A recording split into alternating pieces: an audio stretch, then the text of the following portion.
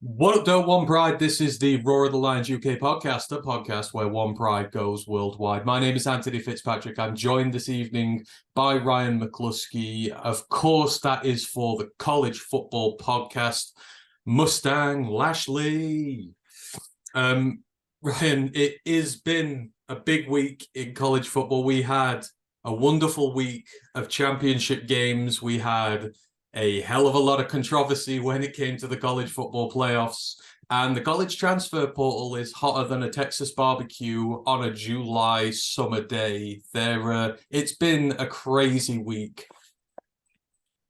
Yeah, it's probably been one of my favourite weeks of the season, where you get the championships, you get the head coach firings, you get the transfer portal opening, you get the college playoff being announced. It is the perfect storm, to quote that nice film. Like, it all comes together and it creates a cyclone.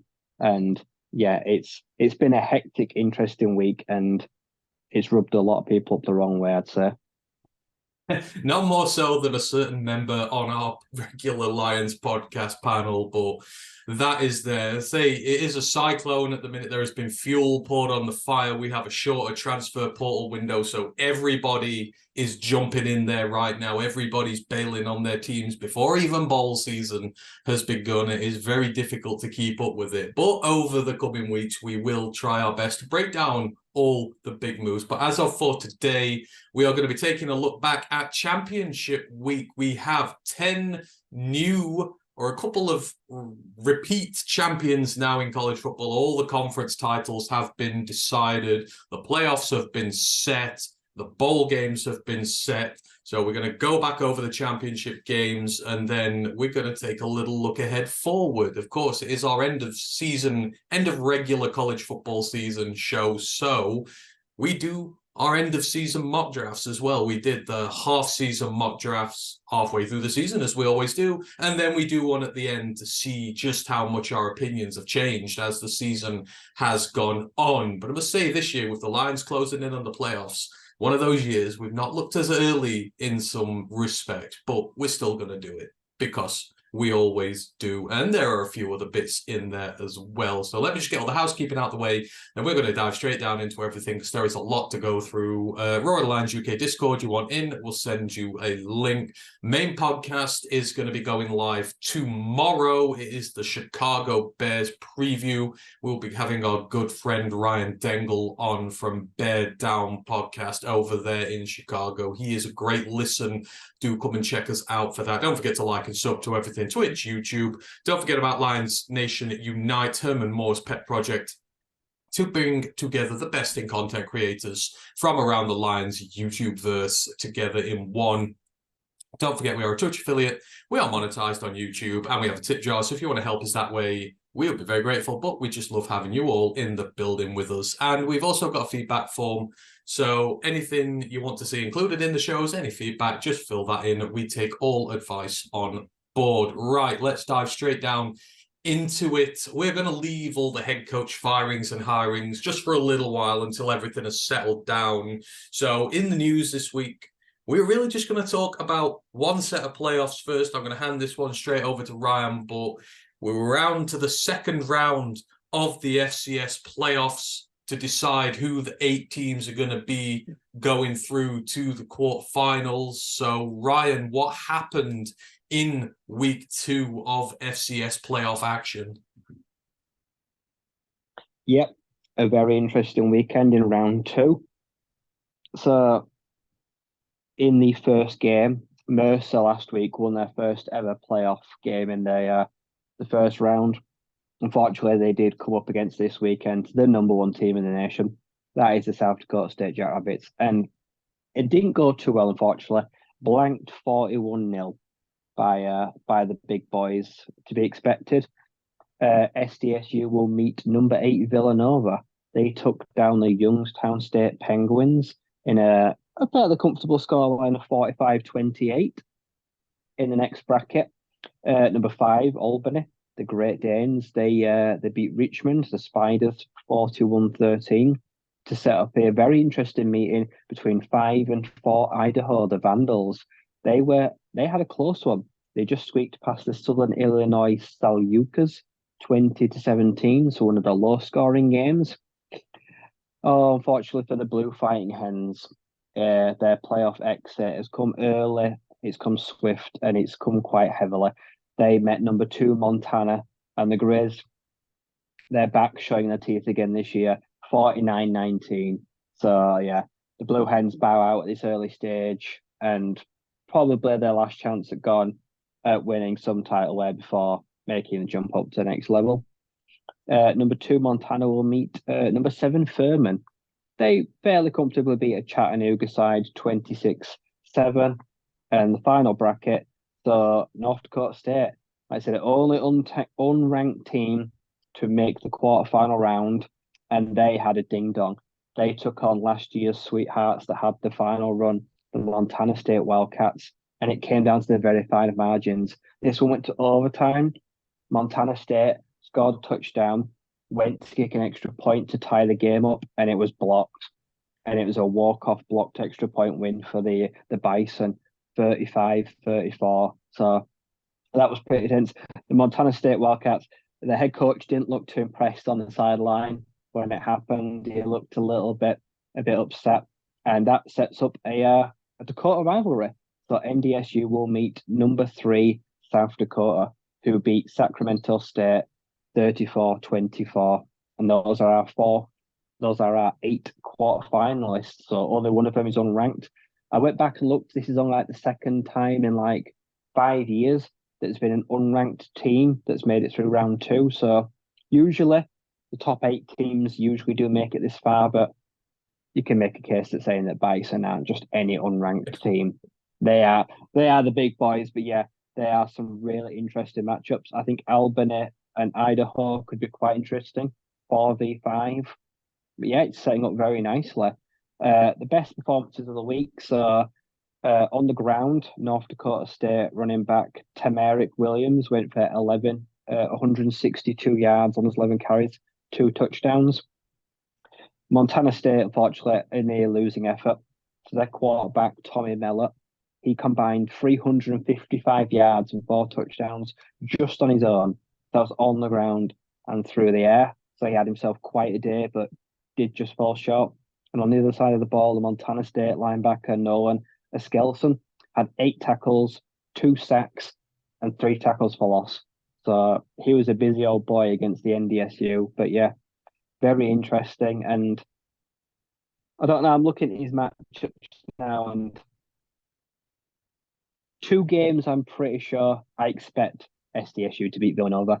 And I think the Bison will take down number 3 Dakota. Montana should beat Furman, but Albany and Idaho, I can't pick a right lot between them. So I think these brackets are slowly playing out. But yeah, I say it's going to be very interesting. So we're still maintaining the hope in the Montana Grizz then, because they're your pick. They were at the start here. Big dominant win. You still got all the faith in them to go all the way. Yeah, they've played 2 games and they've won them both very comfortably so far. Be interesting to see if they were to get through, if they were to meet the Bison, Montana v North Dakota State, that would be actually a semi-final. So that would be quite interesting. So I suppose we're going to see what happens on that side of the draw. Yeah, there you go. It's setting up. We're at quarterfinal week already. The semis are going to be next week. It's going to be fast moving. So we will let you know how those quarterfinals get on in a week's time and what the semi-final bracket will be. Hopefully your Grizz are still in it, taking down the Paladins this weekend. I think it's the Paladins. The Furman are the Paladins, aren't they? Furman, yeah. They are I just love the name Paladin. They're just such a great name. But anyhow, yeah, that is everything for the FCS playoff review for now. And with that, we're going to dive straight on down into championship week, because as Ryan said, this has been a great week and there were some ding-dong battles in the championship games this week. Some not so, which we are not going to dedicate a lot of time to. There's one that's barely going to get talked about at all, but there were some really good ones, and we're going to drop straight in. You get in the title of the show, you get talked about first. We're going to talk, Ryan, the one that none of us saw coming, none of us bet for. They had a big injury last week. We ruled them out, but we go to the American first up. SMU at Tulane, and this is at the G5 ones they play at the winner, who were ranked 22nd. Tulane, 2.5-point favorites for this one, and SMU coming into the game having lost quarterback Preston Stone to a broken leg in their last game before this against Navy. So they had to start redshirt freshman Kevin Jennings. And things could not have started more disastrously for the Mustangs. Jennings, on the very first play of the game, is strip-sacked by Tulane edge DeVeon Deal, and Tulane recover it at the 1-yard line. The Tulane quarterback, Michael Pratt, takes it in for a 1-yard touchdown run, and it takes just 10 seconds for Tulane to be 7-0 up. SMU on their responding drive, they are able to get the offense close enough for the field goal kicker, Colin Rogers, to attempt a 40-yarder, but he misses it. So you give up a touchdown in 10 seconds, you miss a field goal. Bad start for them. But then the SMU defense came to life in a game where they were clutch from start to finish. They give up just 3 yards. Tulane have to punt. And the offense, they return the favor to their defense. It takes SMU 5 plays to move the length of the field. Drive is capped off with a 6-yard touchdown run from Jalen Knighton to level it up at 7 apiece. SMU then force a second 3rd and out in a row. Tulane only gets 7 yards this time. The offense gets back to work. They get it all the way back to the Tulane 32. But then safety Cam Pedesclu picks off Jennings, stops the drive dead in its tracks. Tulane, they only get the first down of the game with the last pass of the first quarter, but the drive again only lasts 5 plays before they have to punt. Now, this sparks consecutive 3-and-outs from both teams in a period which sees 9 yards of total offense. And when one offense did get it going, Jennings throws his second pick of the game in the Tulane end zone this time to Jarius Monroe. So in the first 20 minutes of this one, the young freshman turns it over 3 times. But it is the young redshirt freshman and not the seasoned vet who gets his team out the front first. With the half nearing its end, Jennings leads a 10-play, 65-yard drive where they had to complete 3 third and mediums, and he completed it with a big boy throw off his back foot with a man in his face for a 17-yard touchdown pass to the end zone to Keyshawn Smith. SMU go up 14-7. Pratt has 92 seconds and 2 timeouts to orchestrate something before the half. He makes a few big plays, but the SMU defense holds up. There's a big sack from outside linebacker Isaiah Smith. They lose about 9 yards, forces them to run too much clock, trying to get the yardage back. So they kneel it out. It's 14-7 at the half. SMU, though, they start the second half badly, just like the first. They go 3-and-out on their first offensive drive.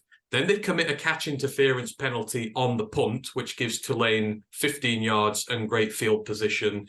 And Tulane make them pay on a resulting 3rd and 1. From the SM2 42, Yul Keith Brown completely busts open the Mustangs' secondary coverage, and the game is leveled up at 14-14 as Pratt finds him. But at this point, there's 8 minutes left in the third, and those would be the last points that the Green Waves score all game. Jennings leads another scoring drive for the Mustangs. He has a really nice 17-yard run, a big completion on a 3rd and 22 to get the Mustangs into field goal range. Rogers hits it in from 48, gets the Mustangs up by 3. SMU defense forces another 3-and-out. They get the offense their ball back, and then indiscipline starts to set in for Tulane. They should force a turnover on downs on the next drive on a 4th down stop, but they commit DPI, which gives SMU 15 yards. And then the very next play, a face mask penalty, which gives them another 15 yards. They do manage to stop the next series of 3, but the penalties move SMU into field goal range. Rogers hits it from 32 to make it 20-14. Tulane's offense goes 3-and-out again as SMU completely smother this Tulane offense. And to make matters worse, the punter then hits a 10-yard punt, SMU get the ball at the Tulane 30. They start off with a run for 16, but then they get stopped. So it's a 32-yard field goal. And with just over 8 minutes left in the fourth quarter, it makes it a two-score game at 23-14 because they've hit 3 unanswered field goals by this point. Tulane, they manage 2 yards on their next drive. They get a 3 and out. So 3 and out for Tulane, 3 and out for SMU. But by this point, there's only 6 minutes left. And then the big play happens. Tulane can't even get a first down on their next drive. Pratt tries to make a throw on 4th and 4, dangerously close to their own end zone. He's picked off on the Tulane 45 by Isaiah Nwokobia. He returns 8 yards to the 37 with 4:28 left. SMU kill more clock, 1:13 of it to be precise. They hit another field goal, so 4 in a row. It's 26-14 by this point. Tulane, last drive of the game. It's slow, very slow drive downfield, takes up pretty much the rest of the game. Michael Pratt gets punished for every inch he takes. SMU rack up sacks 6 and 7 on this drive. 7 comes when Tulane are at the SMU 2-yard line, causes a loss of 11 yards. So on a desperate 4th and goal from the 13, Michael Pratt at this point is barely able to lift, I think it's his left arm, from all the punishment he's taken. He throws an incompletion, and SMU are able to kneel it out and celebrate an American championship. The first time they've won a conference championship since 1984, predating both me and Ryan being born. That was a Southwest Conference they won back then, and Rhett Lashlee and co. I mean, Rye, we didn't see this coming at all. They stepped up when they needed to off one of the greatest defensive performances you're ever going to see in a championship game. And SMU at the end of this were actually worthy winners. It wasn't a fluke. It was a tremendous performance by them. Yeah, this was a game for the purists, as they say. There was very little offense. Both defenses did a great job of smothering, sucked the life out of both offenses. Like I said, I remember in the Discord, I thought, I commented, terrible start. They've turned over the ball on the first play. And the one quarterback actually does a good job. He actually tackles him and gets his knee down at the 1, and saves the touchdown at the punch it in. Missed field goal. And at that point, I think this is going to go how I expected it to go. Like I say, Willie Fritz is going to go out on top. And the quarterback, though, struggled a lot of times, but like I say, especially towards the end of the first half, second half, very commendable. Like I said, inexperienced, thrown in at the deep end, and it started really badly. And for a lot of guys, that would probably have broken them. But he managed to bounce back. The head coach put him in good positions to win, and he was able to rely on a defense that was able to consistently give him the ball out. For Tulane, so weird. I've never seen their offense misfire this badly. Like I say, the runs were getting stuffed. They were not generating the holes. Pratt in general had a bad day. Like I say, if that's his last day as a Green Wave, he'll never forget it. It was a rough day, rough outing. Like I say, accuracy off target, but the D line was just smothered. His offensive line, which is the boast of good offensive line, just could not handle, and they could not get anything going. And the weather was swirling winds, and then as time ticked away, you felt the desperation, like I say, Tulane had to start taking risks, and a lot of them backfired. Like I said, then the turnovers happened, which just helped SMU. Then they knew they were home and dry, could just manage the clock, and by the end, that last 2 or 3 minutes, like I say, I think they took a timeout, like there's an injury clock, and you're just thinking, like, why is he in the game? Like I say, he's got a bum arm. Like I say, he's swinging his arm, trying to warm it up, couldn't even lift it up. And I just thought, I don't think he's going to score it. I don't think he's even got enough juice in the arm to make a throw. Like, they bought him as much time as they could, but I thought, this is how his day is going to unfortunately end. And it feels like Tulane are about, we know they're about to be blown up. Like I say, from the inside out, like this, they're what could have been a dynasty. It's probably just ended. And I could not believe it. Like I say, but I'm really happy for Rhett Lashlee, the Mustangs, like I say, the quarterback, like I say, the Preston Stone that was hurt as well. Like I say, I saw him on the sideline, like trying to pick the young man up, like I say, when the offense struggled. So in the end, very deserving winners. And it was probably, yeah, it was the biggest upset, I think, of Championship weekend. It was definitely one I did not see coming at all. But yeah, and Fritz, like I say, has departed. So it felt like the end of a generation. Who I don't know where Tulane go from here next year. Like I say, need a coach, probably need a quarterback. Gonna lose, like say, their star corner. Is going to the draft. Like it's gonna be interesting to see how the Green Wave bounce back. But on the other side, SMU, lots of this talent is going to return. Rhett Lashlee now is like riding on the crest of a wave. We've got a championship to defend. So can the Mustangs do what Tulane did? Can they stack back to back titles? So yeah, I watched a lot of this game. I did enjoy it. Yeah, it was wonderful. And just so for talking points here, just to put into perspective what the SMU defense did here. So this was a performance for the ages. Now, bear in mind, their offense committed 3 turnovers, one of them at their own 1-yard line, and they gave up just 7 points in the game. I'm not going to give them that first one. You can't defend from the 1-yard line as your first play of the game. They gave up 7 points in this game, even though their offense gave up 3 turnovers, 7 sacks, 7 quarterback hits. They absolutely destroyed Michael Pratt. Isaiah Smith had 3 sacks and 2 quarterback hits on the day. Elijah Roberts, 2 sacks and a quarterback hit. Nelson Paul, 2 sacks and a quarterback hit. These all D-line guys, their pressure came from everywhere. Tulane had 14 drives. This is how they ended up in the end. 9 ended up with punts, 1 in an interception, 1 a kneel out to end the first half, and the other was a turnover on downs to ice the game. Just 2 of them were scoring drives. And again, one of those began at the SMU 1-yard line.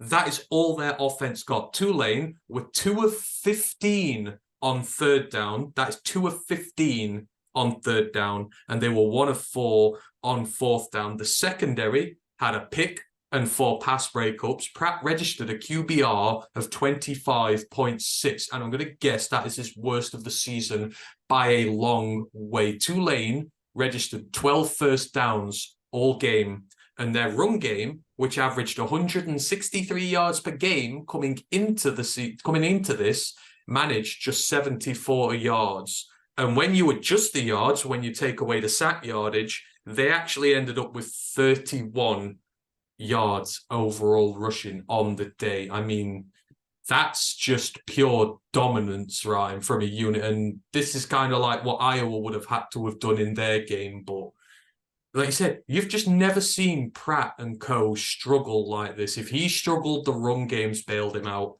Neither facet got anything from SMU in this one. No. Was Smith 58 with the long white sleeves? Yeah, he's the one who got the... I recognized the guy that kept sacking him because he kept doing like an Undertaker celebration. Yeah, that's him. Yeah, he was a badass. Yeah, he was an absolute menace. And he moved all up and down that D-line all day. Yeah, I've never seen a Tulane O-line struggle this badly. Like say, with getting pressure. They were stunting a lot. Like say, so a lot of the guys were dropping under and coming underneath. Like say, they were bringing pressure from the inside. The defensive tackles were just blowing up big holes for those stunts to come through. The run game just got nothing going. Like say, Tulane, good running back room. Like say, it's never been all Pratt, but they got nothing going. And it just felt like whatever Willie Fritz could have done or tried, it probably wouldn't have worked. Like SMU pretty much had an answer for everything on the day. So it was also, like say, a level of superior coaching as well from Rhett Lashlee. And yeah, special teams, like say, shout out Rogers, like say, because it was windy. I remember the weather was bad. Yeah, it wasn't and good. Like say, his kicks were pretty crisp. So on a day where like conditions, because we saw other games, like say where the weather just completely nullified them, like say, don't have Florida A&M got that done, like you say. But yeah, the weather played a different part. Like you say, it was uncomfortable, cold, windy. But yeah, the Mustangs handled just everything better. The conditions, the turnovers, and their heads just never dropped. No, exactly. And perfect brand of offense. 203 yards in the air, 203 yards on the ground. So 50-50 offense, run the ball well, throw the ball well. And, you have to give props to the young kid, don't you? So Kevin Jennings, he is a redshirt freshman. He's not played too much football and he's coming in cold. Like he's coming in cold to a championship game, the biggest of them all. And like I said, he commits 3 turnovers in the first 20 minutes of this game. The strip sack, it wasn't really his fault, but still, he does that. 2 picks, one of them in the 2-lane end zone, which cost his team a touchdown. But you'd expect that from a guy who is cold and is young and is inexperienced. But after that, I think it was 12 minutes left in the second quarter, didn't turn the ball over once, did enough through the air and on the ground to just keep drives sustained and to help them get and stay in field goal range. Given that he's up against a superior opponent who's experienced, I mean, the mental fortitude to come back from 3 quick turnovers like that and still lead your team and do enough. I mean, it's a really good day for him when all is said and done, right? Yeah, I think this is one of those things that kind of solidifies how important it is to have a reliable backup. Well, actually, like a QB3, Mm. like you say, like a lot of teams in college have like an elite starter, but they just don't trust the person that happens if the starter goes out, like it's like you're bailing water out of the ship, like I say, and a lot of teams just can't do that. And we've seen like a few teams in the last week or two that have lost their starter on someone's come in and they've done really well, or they've just crumbled. And yeah, the fact that it started really badly. Like I say, the first quarter by his standards was terrible. He looked nervous. He was making mistakes. He was trying too hard. I think it was more nerves and jitters of trying too hard that instead of like boneheaded plays. Because you you feel an amount of pressure when one guy, like so when Preston Stone leads you all the way to championship, suffers a severe injury, you feel like you've got to win it.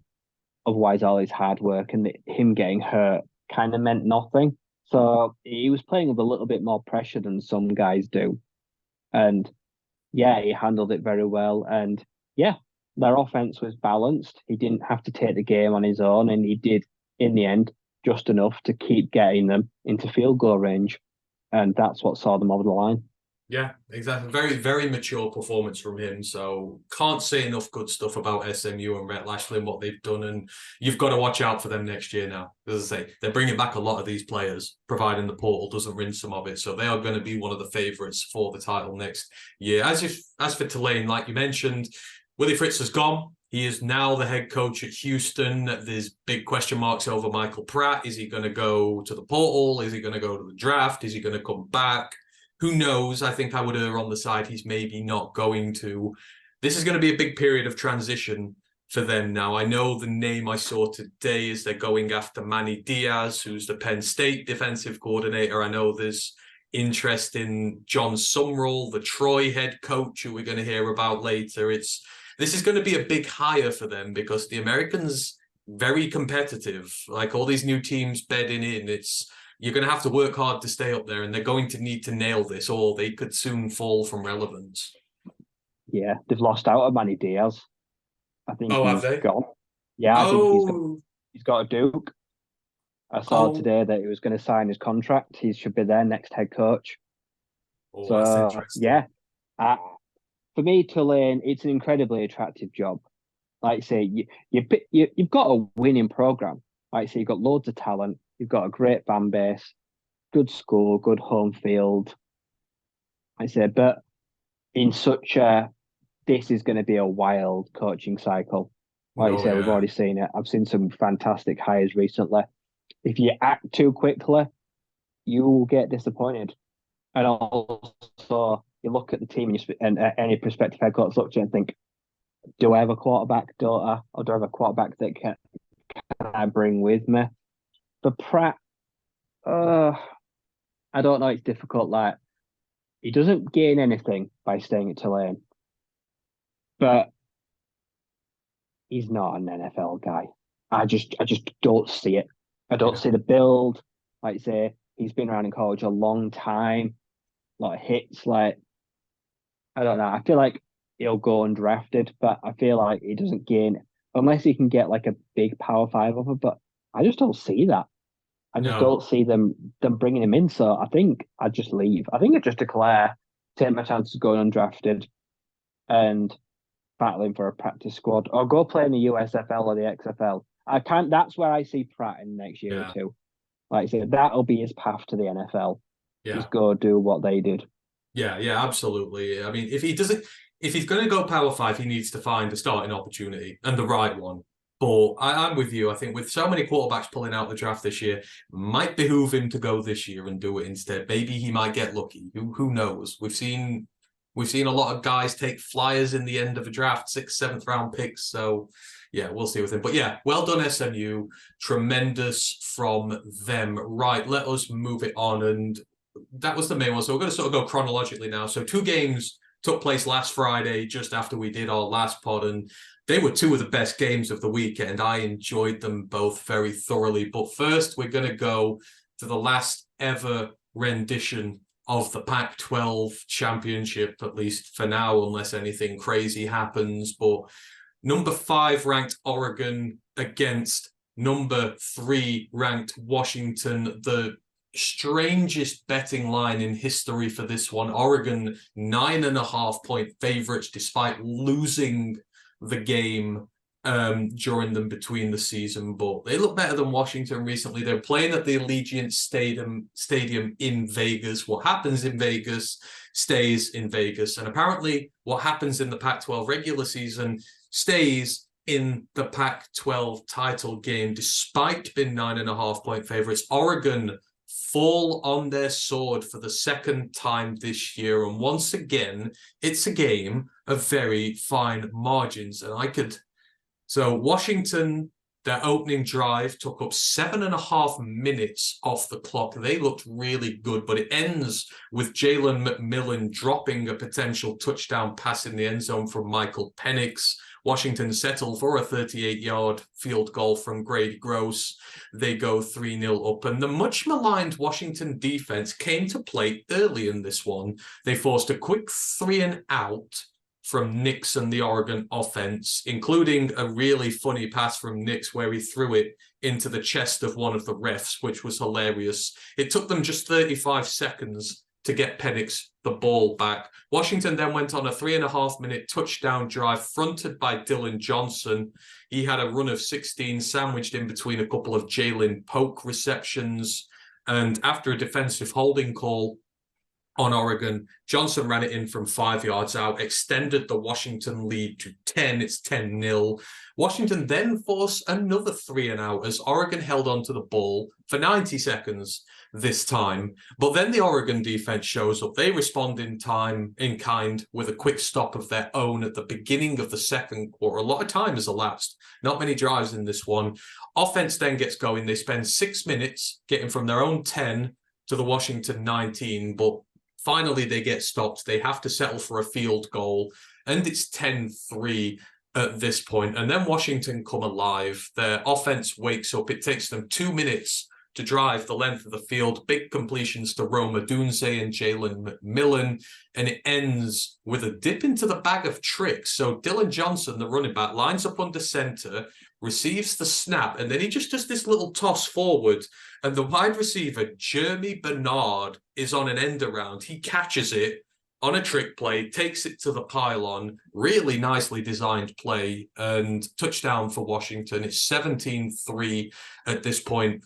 And the Washington defense then forces another Oregon 3-and-out. This is not like them at all. And then they spend 3 minutes getting the ball back into Oregon territory. Gross hits another field goal.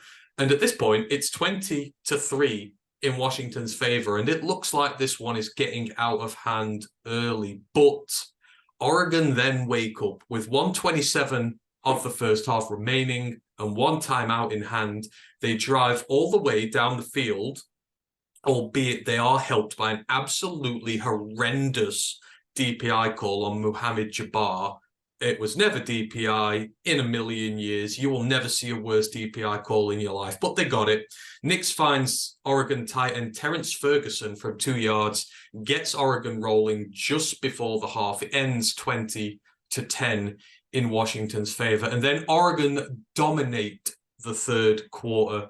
Their opening drive churns up 6 minutes of clock. They methodically make their way downfield, and despite getting put in 4th and goal from the Washington 2, Dan Lanning, he gets aggressive here. He goes for it. And once again, Terrence Ferguson, of all people, gets Nix's eye, gets his second touchdown of the day, the tight end does. And all of a sudden, the gap has gone from 17 to 3. The teams then trade picks. So these are 2 really bad throws. Michael Penix gets picked off by Kyrie Jackson. He gets blitzed late. He panics, has a complete brain fart, completely overthrows Rome Odunze right into Kyrie Jackson's grasp. But then 2 throws later, Bo Nix throws an even worse reception to Michael Powell. So Nix is scrambling to the right perimeter. Powell has been forced out of bounds guarding a receiver. Nix doesn't see him coming back on the field in front of his intended receiver, and he throws it right at the Huskies defender in his chest. He's back in bounds at this point, so it's a legal play. He won't ever have an easier pick in his life. It is a terrible throw from Bo. Washington then put together a 4-minute drive, gets to the Oregon 28, but then they get aggressive on 4th and 2, and Penix gets sacked, and Oregon turn it over. Bo Nix then pulls off a 44-yard scramble on the back of this to the Washington 11. Huskies get punished for offside, and then next play, Jordan James, 6 yards out, runs it in, and Oregon turn it around from in 20-3 down to 24-20 leaders. But this seems to wake Washington up. They get it together. It's at the start of the 4th and the end of the 3rd. They grind out a 5-minute drive, ends with Dylan Johnson running it in from a yard out to get Washington back in front. And then the 2 clutch drives of the game from Washington. The defense gets a stop. They get Oregon off the field in 6 plays, and they give Washington the ball back, 3 up with 8:54 left. The offense then drains the clock all the way down to 2:44, and they get a touchdown at the end of it. Quentin Moore, 2-yard touchdown pass from Penix to put Washington up 2 scores, 34-24, and you're thinking, maybe that does it. But Oregon are not done. It takes them 2 plays and 30 seconds to get all the way down the field. Trayshawn Holden is on the receiving end of a 67-yard touchdown pass from Bo Nix. And at this point, Oregon still have all their timeouts left and 2 minutes on the clock, so game on. But then Dan Lanning makes a very curious call to onside kick it and try and get the recovery, but he ends up giving Washington the ball back at their own 45 rather than trying to pressure them near their own end zone. Washington get a first down, but Oregon have them at 3rd and 9 with a minute left. But then Washington, with the play call of the day, they run the ball. Dylan Johnson gets 18 yards. It is the most clutch 18-yard run he'll ever have in his life. They convert, they kneel it out to claim the last ever Pac-12 championship, their first since 2018, and secure their route into the college football playoffs. Ryan, I don't know about you, but I could watch these 2 teams play all day, every day. Another fascinating encounter between them, and Washington, by hook and by crook, despite not looking good every time they've faced obstacles, they've just found a way to overcome them on the way to a Pac-12 championship. Yeah, it was a weird game. It definitely wasn't as good as their first meeting. Like I said, there was a lot less offense. And it's weird, like, even though they won, I think this game may ended any chance Penix has at the Heisman. I don't think he had a very good game. Actually, I think the last 2-3 weeks, he's cooled off massively. Whether that's teams playing well against him, but he's not looked great. Whereas Bo Nix, I actually think Bo Nix could finish higher despite losing in the Heisman voting because he has been pretty phenomenal. Yeah, but yeah, it was a weird game. like you say, Dylan Johnson in the last few weeks. The run game has become really important to Washington. I'd say in the last month or so. Like they were winning games by literally just passing teams to death for the first month or two. And the running game, it helped, but it wasn't the main factor. But that's changed a lot. Like I say, Dylan has come massively around. Like I say, in the last few weeks, he's had some really clutch performances, taken some of the pressure off of Michael when it was needed. So, and then, yeah, like I say, both picks terrible. Like I say, Bo Nix, you always say you do not throw back across your body when you're running out of bounds because it just don't work. And yeah, it was rough. But then Washington, yeah, so their pick, like you say, I saw that like it properly sailed. Like you say, you just take the sack. Like you say, he tried to loop it over one defender in between another, a roam, and like yeah, it just into the waiting clutches. But yeah, I I hated the onside kick call. Yeah, I It did. was there's brave, and then there's can we execute a play that has like 1% chance like across the season of being successful when the game on the line? Like no, like it's it. You might as well just have trusted your defense. Like I say, I just onside kicks, they're just useless. They just have such a small success rate. I understand he felt like it had to, but it just felt like a desperation move. Like I It's say, the, and yeah, I think the best team won. Like I say, it wasn't the best game of the weekend, but you could feel the pressure. Like I say, because it's both quarterbacks last game. Definitely, like I say, and they've got one eye against like not playing in a bowl because I am, or if we don't the playoffs, or like going to the draft. Like I say, so there are a lot of bigger things at stake. But yeah, I'm gonna miss the Pac-12. I'm pretty sure some people think like there'll be a Pac-14 has been incorporated. I'm adamant no. This is it. Like I say, Washington State and Oregon State will find new homes after next season, and the Pac will just disband, unfortunately. But yeah, we've had two ding dongers of Washington and Oregon this year, and I hope they find ways to find and play each other again in the future. They need to put some series together. But yeah, Kalen DeBoer, he has done an absolutely phenomenal job in his time yeah, at Washington. I yeah. loved the hire, like I say, when he came from Fresno State. I thought that he's going to do well. And Dan Lanning, equally, I understand why people like have speculated like it could be back ready, like back in the SEC in 18 months. Like I said, they didn't win, but this Oregon team won a lot of hearts. And Bo Nix did his draft stock the world of good this year. He's now back in first round contention, I'd say, and he has been probably more consistent than Penix, but never kind of reached the heights that Penix could. But yeah, I'd say I've just loved watching McMillan, Odunze, and Polk all season. Like Yeah. for me, they were the best trio in the nation for me. They were just all offered something very different. And yeah, you take away one, you couldn't take away them all. Like Odunze was fairly quiet, but McMillan came up big this week. So it's like a hydra. You cut off one head, but there's still two you got to worry about. Yeah, exactly. I mean, it was Poke this week. He's 57 yards, but Jalen McMillan, you mentioned 131 for him on the day on just 9 catches. The Dunze had 102 on 8. Like you said, it's a hydra. Someone slows down, someone picks it up. And Dylan Johnson, Oregon's like that. They like the weapons. I've always liked Troy Franklin. Like I yeah, say, good, like top 100 pick, but there was no one else for me. Like I said, Terrence Ferguson like came up big this game, but they've never been well, about tight ends of Oregon. They don't no. send them to the draft. They don't use them really well because I know Patrick Herbert's there, Justin's little brother, but he's not really a fast set. The tight ends like just a lack of wide receiver depth, like I say, kind of has just hurt them a bit this year. I think. And they lack, I think the big thing that they lack the ability to run the ball. Like that was the trouble. So many 3-and-outs because you can't run the ball. Dylan Johnson, they say he's been huge. If he doesn't emerge a month ago, this Washington team's not in the playoffs. Like full stop. They're not making it. He has been that good for them, and I mean, what was he in this one? He was 28 carries, 152 yards and 2 touchdowns. He's averaging 5.5 a clip. That's first down territory. He technically threw for a touchdown. It's not really a touchdown throw, but he's credited with a touchdown pass as well. So he does everything he needs to for this team. But in terms of the game, I thought, because after the first one, Dan Lanning was terrible. His game management was terrible. Up until that onside kick, I thought he called a perfect game.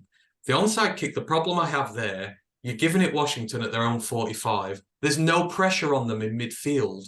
Like, you know, even if they go 3 and out, they're still punted to your 10 or your 5, and you've got to get all the way back down the field. You put them back at the 25, they're under more pressure. They're nearer their own end zone, get a sack on first down, and all of a sudden, the pressure builds. So I don't understand giving it Washington at midfield and giving them a lot more freedom to do what they wanted to do. Because in the end, they got it. I don't think they'd have converted the third down if they were right on their own goal line. So I just don't agree with that one at all, really. But outside of that, Washington were great. I mean, I think they've earned their right in here. I mean, doesn't it feel a shame, Ryan? Don't you feel like if the Pac-12 situation at the start of this year, just gone, was next year, you've seen UCLA be good, Utah, USC have been rubbish, but Washington, Oregon, Arizona, you could have had a conference fully. You could have had one of the best Power 5 conferences. They've shaped up to be. There's so many good teams in the Pac-12 now. And you feel like a TV broadcaster would have taken it up if offered it now before the split, I feel. I feel like it was just 12 months too late. But this conference as it stands now would have been a draw for a TV company. It's probably been mismanaged, yeah. Like, you've seen like loads of really good teams this year, but they've all had their futures already decided, destined to go elsewhere. It's like it's wasted potential, like I say, and it's a combination of it's a lot of things. Like I say, it's money. Money is a huge factor. Like I say, these guys aren't going to the Big 12 for nothing. Like I say, they want money. Recruiting, things like that. Like, it's sad. I agree. Yeah, like it's taken Arizona to be leaving for the Wildcats to have a top 15 team year, and Jeff Fisher to have like a head coach year, and then Washington, like I say, make the playoffs. Oregon just finish on the cusp, and then State you've just got, like I say, yeah, like I say, and like I say, you've just got the whole enigma that's Colorado. Like, that could have carried the Pac-12 for a couple of years until Dion leaves. So yeah, it's all too little, too late, and they're all going to go on and potentially do big things.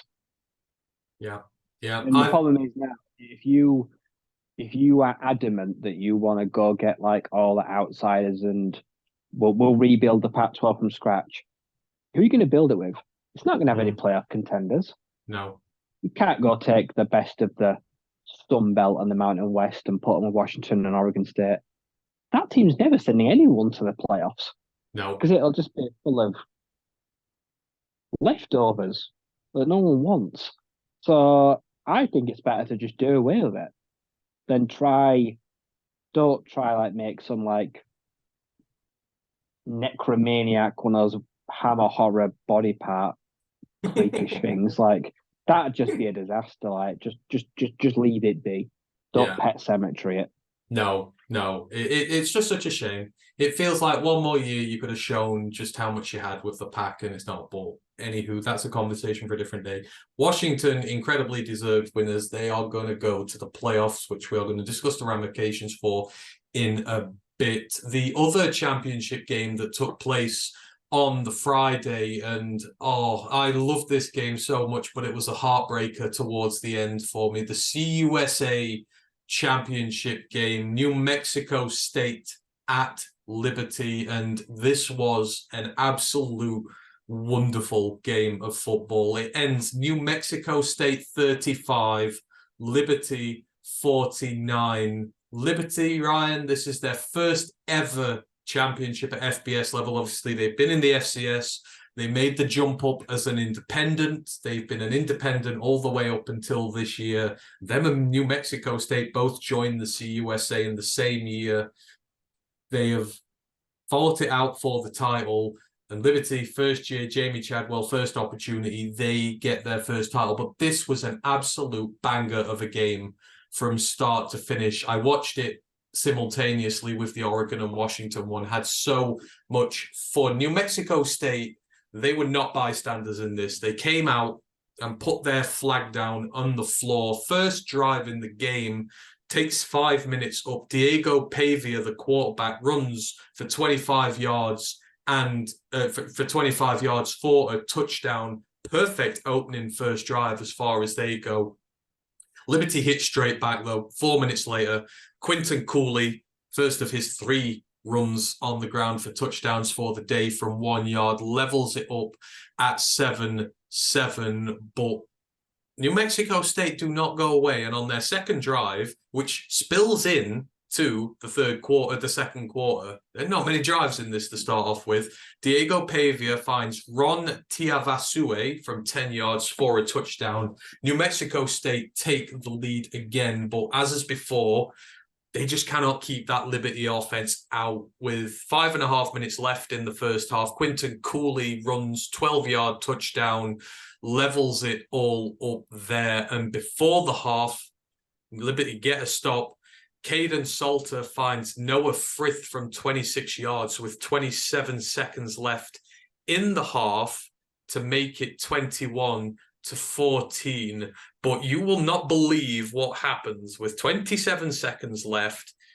They actually get a touchdown, New Mexico State, in response before the half. Pavia, several really big passes, gets them to 1st and 10 at the Liberty 17. Pavia finds Trent Hudson for 17 yards for a touchdown. It took them 24 seconds. So at halftime, it's 21-all. And it was just a wonderful half of football in there. You come out for the second half, Liberty get the ball first. They score off the first drive of the half. Quinton Cooley, again, for his 3rd touchdown from 4 yards out. The Liberty offensive line is crazy good. Liberty are 28-21 up at this point. And then you think it starts going wrong for New Mexico State.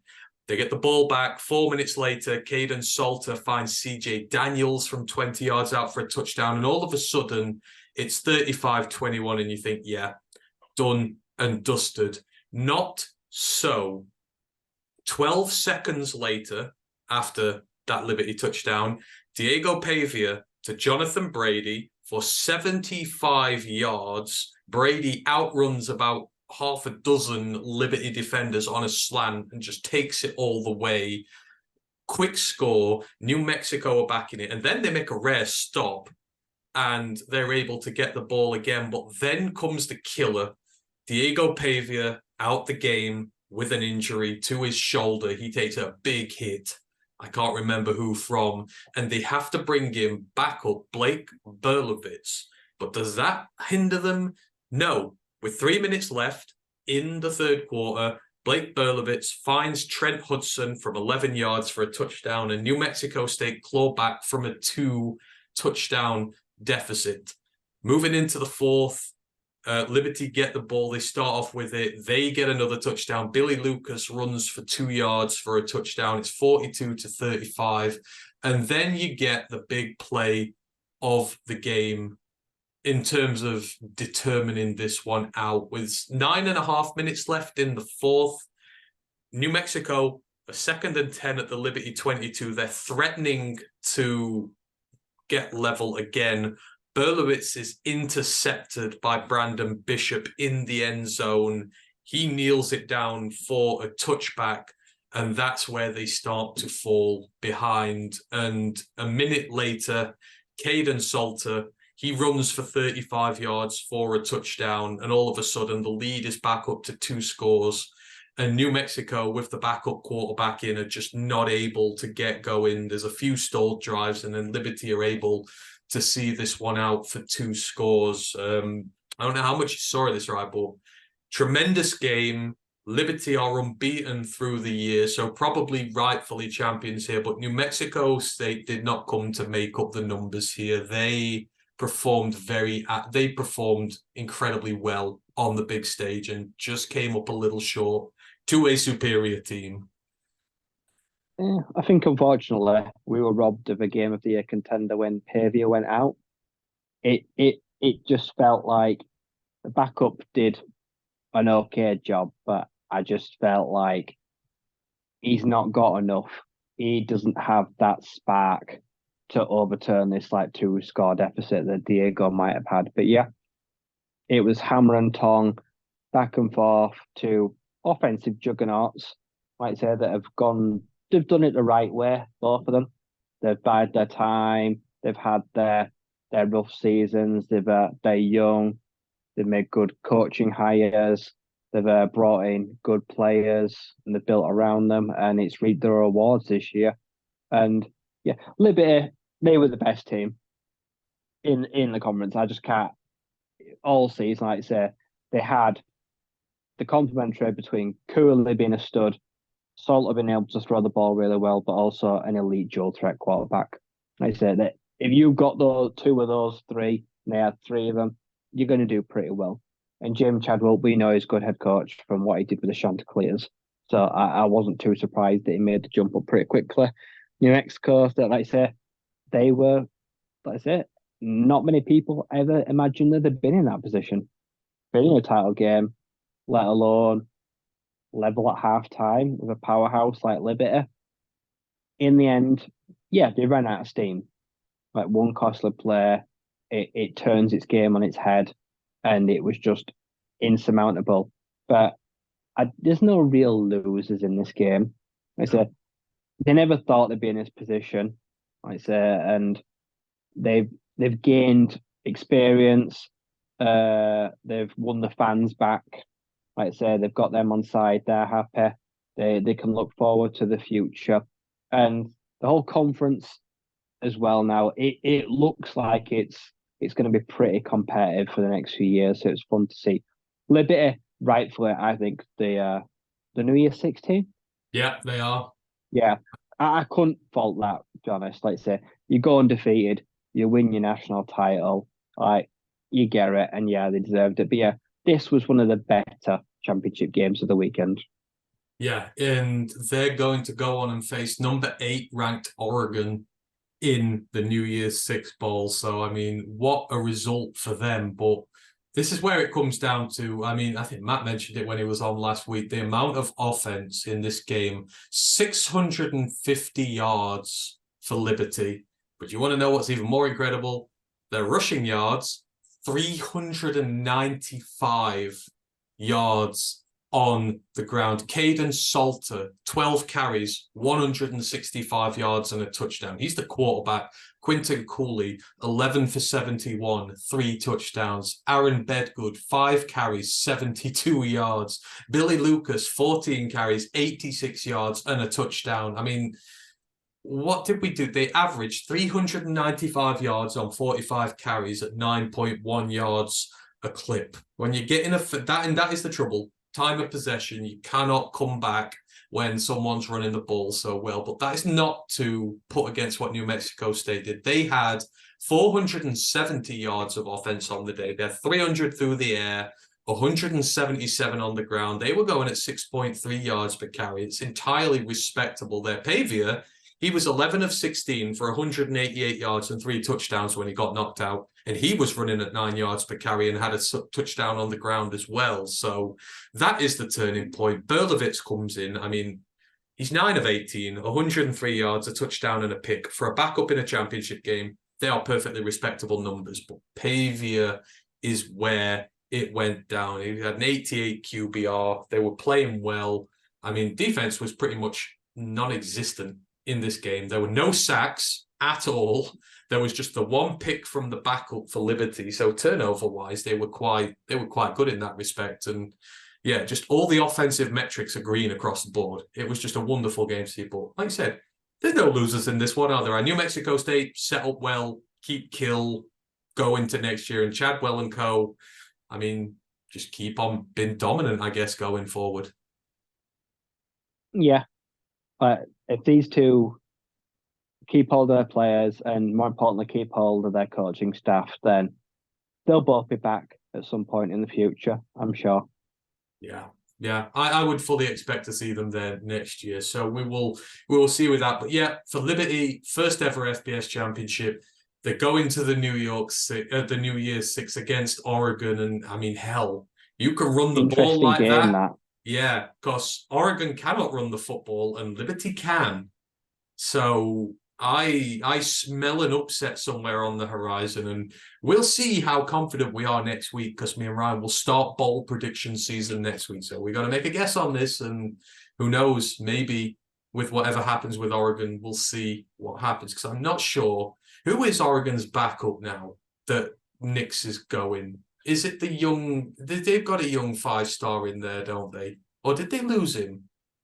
I'm just trying to Mm, think who the Oregon backup is now. it's not. It's not Ty. Is it Ty Tom? It's not Ty Thompson still, is it? I don't know. Uh, I'm really intrigued now. So obviously Nix is the main guy in there, but I don't know who else they've got in there at the moment. It's he is going to play. So Bo Nix is going to play in the bowl. So okay, that's going to be really fun. They get to play Bo Nix. That's brave from him as well. To play a group of 5 team in a bowl game when you're coming up to your draft is brave. I mean, everybody remembers the old Miss quarterback, Corral. He got injured in one of those games. Broke his foot in the ball game, didn't he? Yeah. So that's brave. I wonder how long he'll last in it. But yeah, anyhow, fair play to Liberty. Big win for them. Moving on into Saturday. And you know what? I'm just going to hand the floor over here because Ryan has been predicting this for weeks and weeks and weeks because he wanted to pour flames on the college football playoff committee decision they were going to be making the day after. But you called the SEC title game number 1 ranked Georgia playing number 8 ranked Alabama. For weeks now, you've been saying Bama win, Bama win, Bama win, and you got your wish there, Ryan. This was, again, it was close, ends up 27-24, but Alabama get too far in front and Georgia not able to claw it back. But you saw this coming and it happened. Yeah. I also predicted the playoffs too. You did. Like I said, I got the 4 right teams, so I agree. Yeah, it was just there's just no denying Nick Saban. Like when it comes down to the big games, he's a big game guy.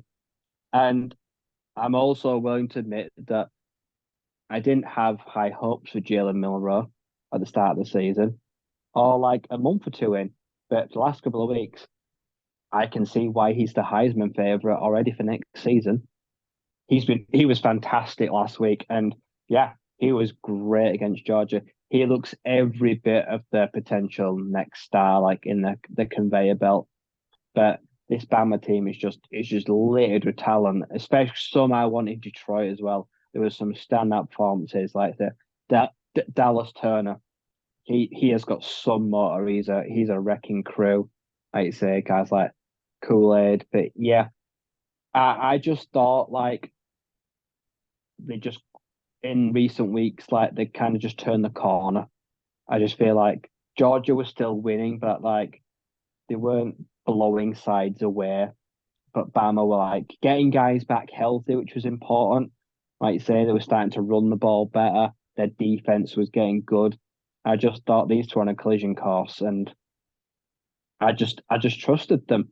And yeah, I was proved right, and it was a good game.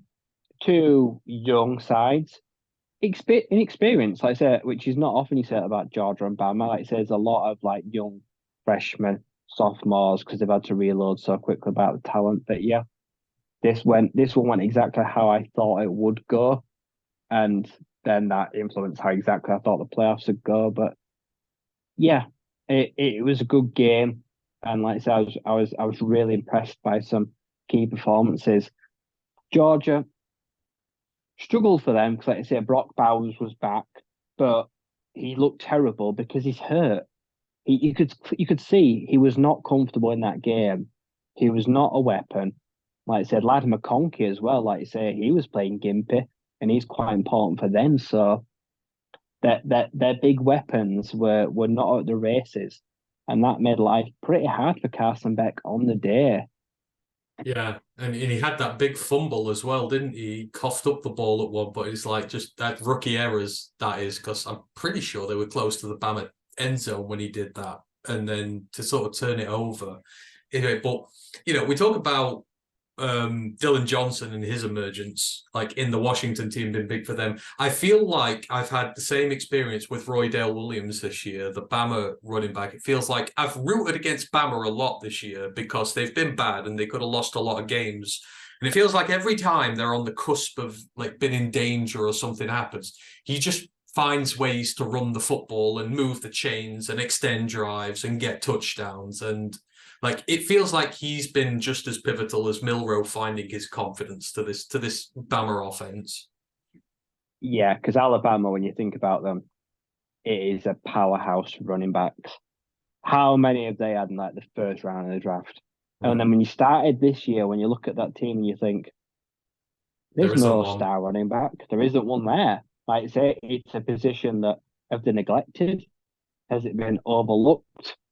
Like I say, are they asking Jalen Milroe to do this all on his own?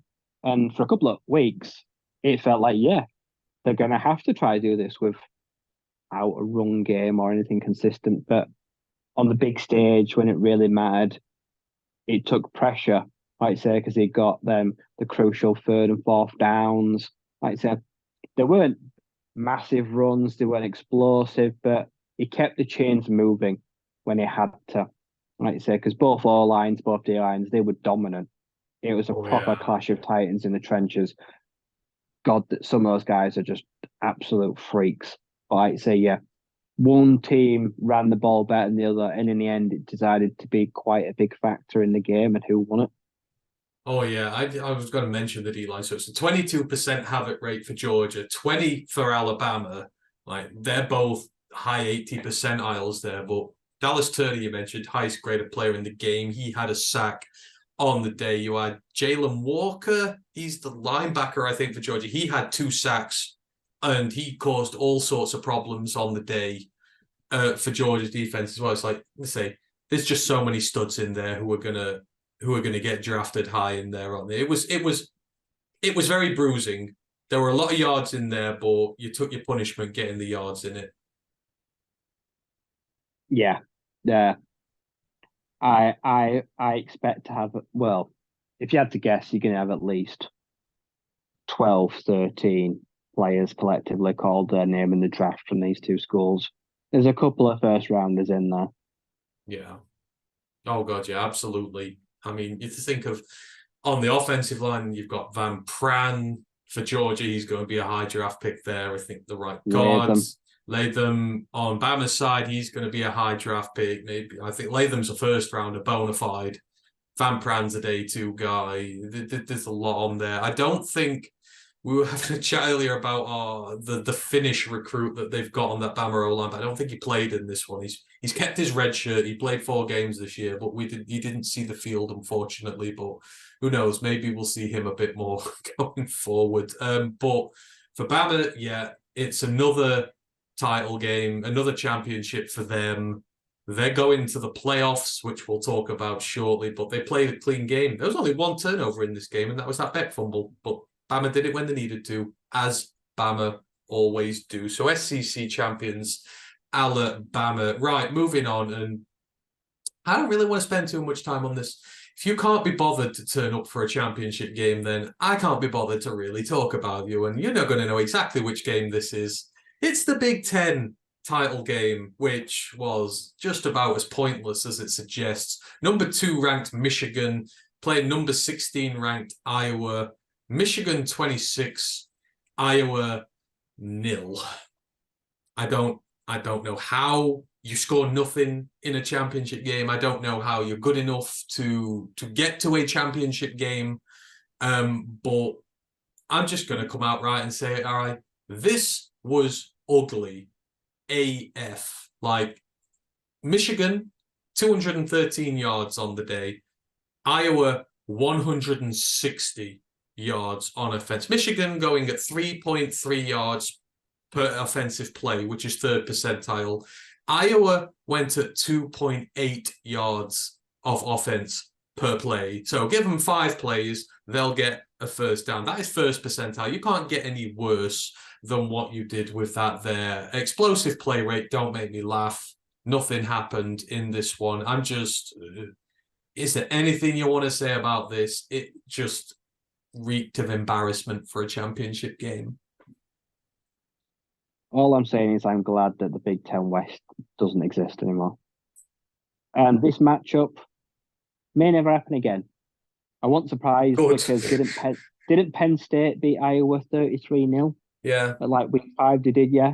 I knew Iowa wouldn't score because I can't put blame on Dax Hill because like the quarterback, he's not very good, but he wasn't the starter. Their run game, subpar, and their defense lacking their star maker in Cooper DeJean. It held up as long as it could. It just wasn't very long. They made the game ugly. They dragged Michigan essentially into a bar fight. And Michigan won't be happy with their performance, but they did more enough to win. And yeah, it wasn't a great game. The Wolverines, yeah, they just huffed and puffed until they could blow the house down. That's what you got to do with Iowa. So Michigan it was a professional performance, did what they had to do.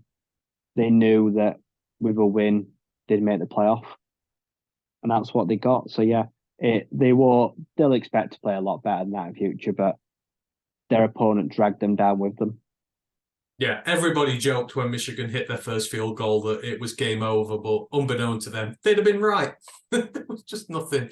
I thought it would be tough for Iowa to be worse than they were last year when they got hummed, but they managed it. They somehow managed it. That's the only good thing I can say about them. They somehow unscrewed themselves a little more compared to last year. So yeah, that's it. Big Ten, Michigan win, 3rd year in a row. They're going to the playoffs. Good for them, but I'm not going to waste any time talking about that whatsoever. Moving it on and to another game that was disappointing.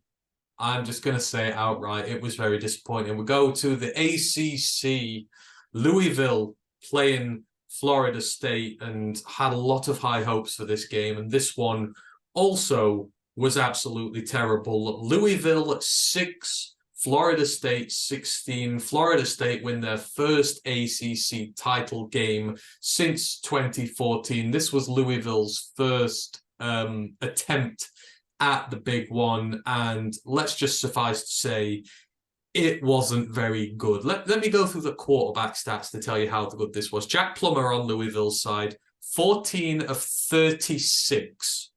I'm pretty sure that's somewhere in the 30 percentile there. 111 yards, no touchdowns, 1 interception. Brock Glenn on the Florida State side, he's the 3rd string, the freshman, 8 of 21, 55 yards, no touchdowns, no interceptions. There was no good QB play in this. Most of the good stuff came from the run game. Florida State had 190 yards on the ground. Louisville had 136. Lawrence Toafili, the guy for Florida State, 10 carries, 118 yards, and a touchdown. Believe it was the only touchdown scored all game. Jawad Jordan, star running back for Louisville, he had 14 carries, but only managed 52 yards at 3.7 yards per carry. The Louisville offensive line got dinged. And when I say it got absolutely dinged, let's just say the pressure rate here, 21% havoc rate for Florida State, 14 tackles for a loss, 9 in the passing game, 5 in the run game, 7 sacks of Jack Plummer. But on Louisville's side, they had 10. They sacked Glenn 4 times. They had 6 tackles for loss in the rush game. Anything good that happened in this game came from defense. And another one, right? It felt rough. Florida State's play calling was terrible. It was conservative. They didn't trust their backup quarterback like SMU did with theirs, and it showed. They just tried to run the ball. And Louisville, ugly. It was a horrible game. and not much better than the Big Ten one, in my view, apart from the defenses, which were really good. Yeah. See, it's weird. Like, I watched some of it, and like, I suppose to keep it short and sweet, the best team in the ACC won. Like I say, I'm happy that happened. The Florida State were a bit like a handgun, but the safety was still on. Dangerous, but they couldn't finish you off. Like I say, without John Travis, like I say, they watered it down. They went into self-preservation mode. We're going to go with a quarterback in that we don't necessarily trust. So we will run the ball and we'll rely on the defense. And it did. It worked. Like you say, it took all the pressure off the offense. I think their game plan was good to keep out the quarterback's hands. I think that was very wise in the end. Like I say, the FSU defense, like Verse and that, they just feasted. Like Louisville capitalized on a poor ACC in general to make the title game. Plummer showed what Plummer is. He's not a guy for the big occasions, was just poor on the day. Like I say, even when he had space, had time, like accuracy, an issue. Louisville have already got the new quarterback for next season. I must say, I'm just as unimpressed with Jack Plummer as I am the new guy. I don't know what it is they like about really average quarterbacks. So that should be fun to watch next year. But yeah, I'm glad there was no upset here. Like I said, Jordan, it would have been harsh on him. The Seminoles have been really good all year. Yeah. They were playing with one hand behind the back and the performance wasn't great, but it didn't need to be. They didn't think they needed a stellar performance to get to the playoffs. They were under the impression, let's just win, get the job done. But, well, it wasn't to be. But all in all, great year for the Seminoles. Like I say, if the ACC decides to get its act together anytime soon, it could be quite fun to watch. But I expect them to be the best team again next year too. But yeah, it's a shame how their season ended with the injuries, but they couldn't have done anything better. Like I said, they went undefeated, won a championship first time in 9 years, and then it was just left to the luck of the draw. So yeah, it's a bittersweet season for the Seminoles, I imagine. Yeah, we'll talk about the playoff implications in a minute for them, but I was just underwhelmed. I expected Louisville are miles ahead of schedule in their build, like miles. This is still a really good season for them, but it just felt a bit of a letdown at the end that they were so ineffective. But Florida State's defense, we said they were going to carry them, and they did. Really, they did what they needed to do. They'll get the number 2 back next week, so maybe the playbook will open up for the bowl game if they choose to. But yeah, it was just poor. I was just disappointed in it really in the end. But well done, Florida State. We said they were going to win it at the start of the year just against Clemson, so they've surpassed that. And, you know, it's up to them now. They're losing a lot of players this year.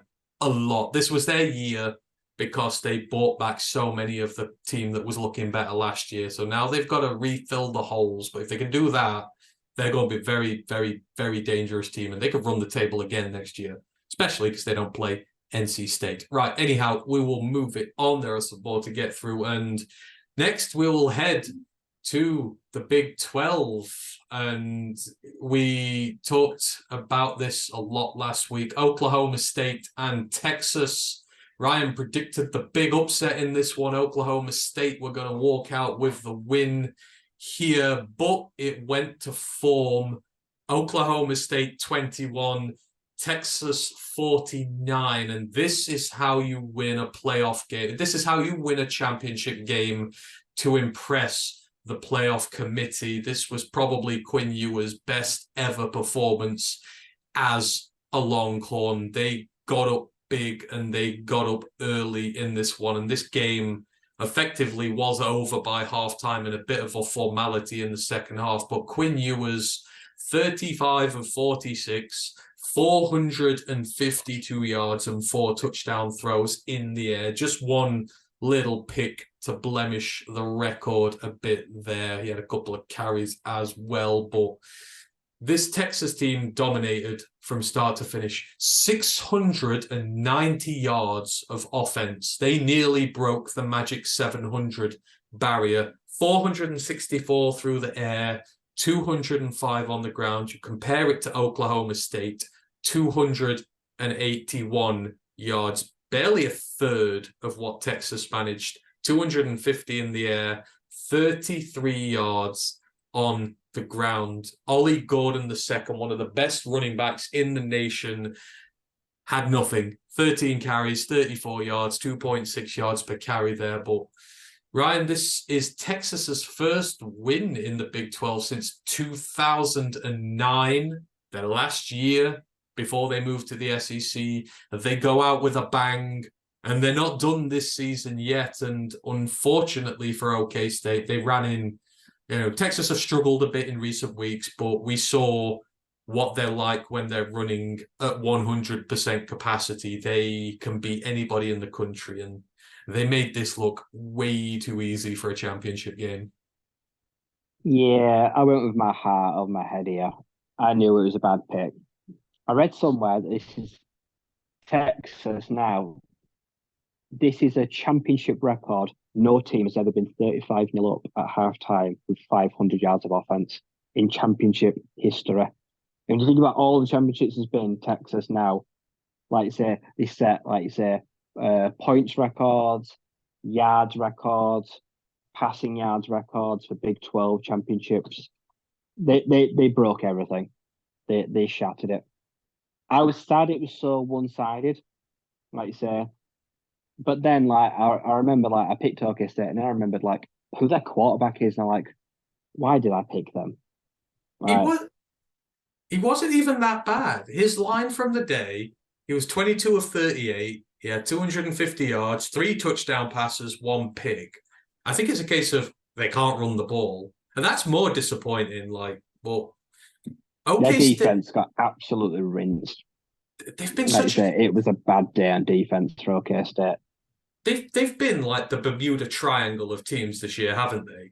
Like when you try and get into their psyche and predict what sort of a team they are, you just can't get a fix on them. I feel like that's what they've been this year. Yeah, really weird. Also weird that Mike Gundy won Big 12 Coach of the Year. Yeah. Like 2 weeks ago, and then goes out here and lays an absolute egg and gets trounced. I genuinely think that was just to spite Texas. That felt like a rigged vote. But yeah, Texas. I don't know what the future. Can Texas do well in the SEC? I don't know. I wouldn't be surprised if they went to the SEC and they were instant contenders. That'd be such a long haunting to them. The more I think about it, the more I think it's such an intriguing mix. They are by far the best team in the Big 12, so I can't fault them for that. And yeah, this big win, it got them the unlikeliest of meal tickets to January football, like I say. So that's what on Quinn Ewers is reported to be going back. Yeah. If he has a really good year next year, is he a first round quarterback in 2025? He could be. And I didn't think I'd be saying that last year. So yeah, next year for Texas is going to be absolutely fascinating. And I'm intrigued to see if they can cause the unholiest of upsets in January. Yeah. And I mean, if he does come back when it's confirmed, that's going to set off the motherload because they are logjammed at quarterback. Yeah. Arch Manning, he has to leave. Arch. Is he really going to wait behind Malik Murphy? That's it. And Quinn Ewers. Yeah, there's a pecking up. Malik Murphy is next in line. He played well. QB3 is Arch. When Ewers got hurt, they never even thought about playing Manning. No, and Malik Murphy looked good. So it's he's next in line for the throne. They're not just going to give it to Arch, who's not taken a rep in college yet. So it's He's got to go to the Buckeyes. Yeah. I mean, you'd love him to go to Ole Miss, wouldn't you? Really, restart the family heritage and all, but that's never going to happen. You have to sit behind Jackson Dart, won't he? Lame kid loves that Jackson Dart. Oh, he's got blackmail info on him, doesn't he? He's got to at this point. That's what it's with him. But Texas dominant, and yeah, I think Sarkisian should have got coaching. You give Texas their first championship win in 14 years. It's a big program. I don't understand why you pick Coach of the Year before the championship games. That's That's ridiculous. I don't get why they do that.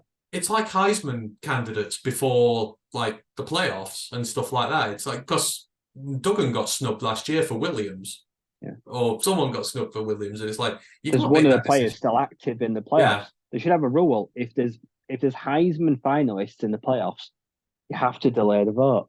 yeah, yeah, Because right exactly. now, for me right now, I actually think Penix Jr. is last. I have it as Jane Daniels, Bo Nix, Marvin Harrison Jr. I have him bottom, and it's going to get picked before he gets to play, and that sucks. If he comes fourth in voting, and And then he then wins a natty. if he wins the night, like it's bizarre. I don't like it. No, I don't either. I think it's weird, and It's they like you're shouldn't do it. punished for making the playoffs. Yeah, exactly. And you've got to play more games, so you're under more scrutiny. Jaden Daniels, he's not playing any more games. Like his season's done. His He's got a resume's shit ball there. game too, Yeah. and he probably won't even play. Yeah. If I'm Jane Daniels, he could go in the first round. I'm not playing a crap ball game for a 9-3 LSU. But No. just give me the Heisman, I'll run away with it like the Hamburglar.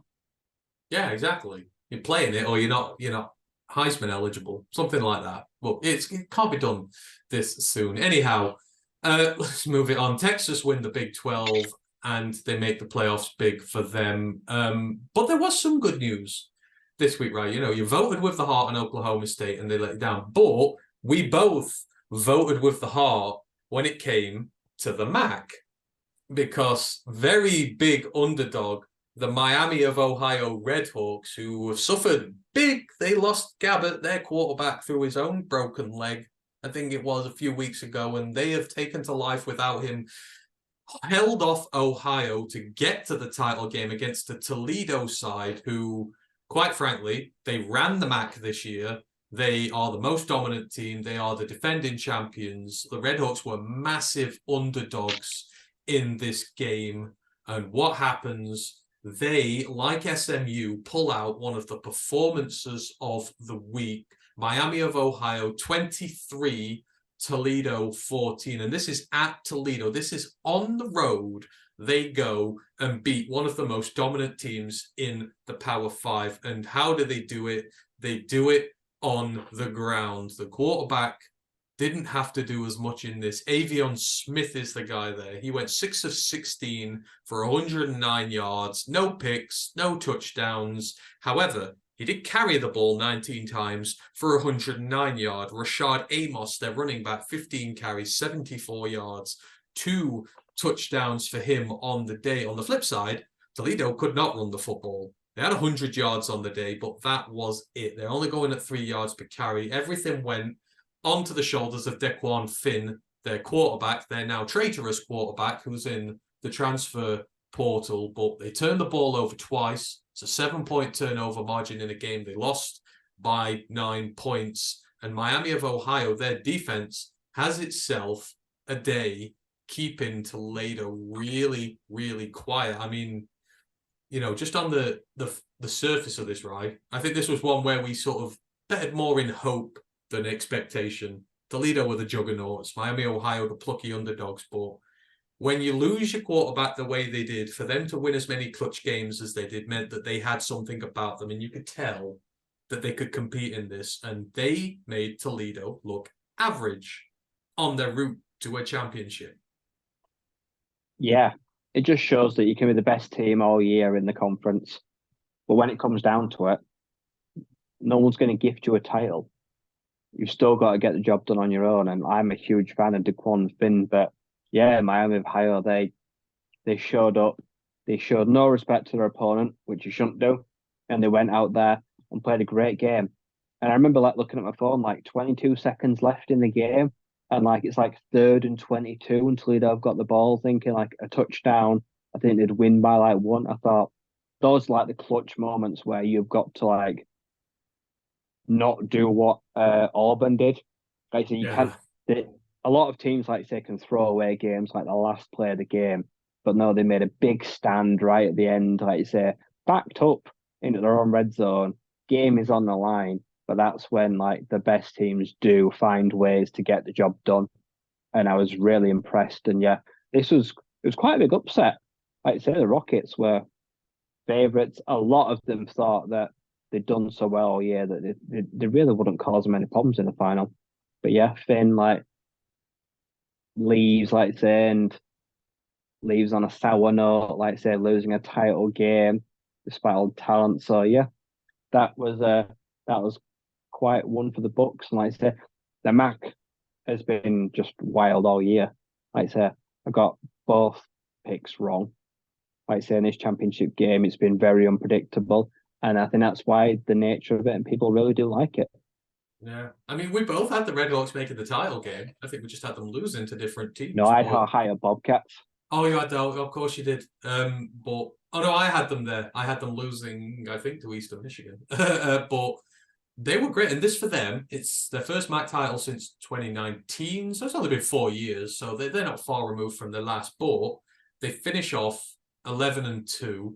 I mean, sans the bowl game, but it's the first 11-win season since 2003.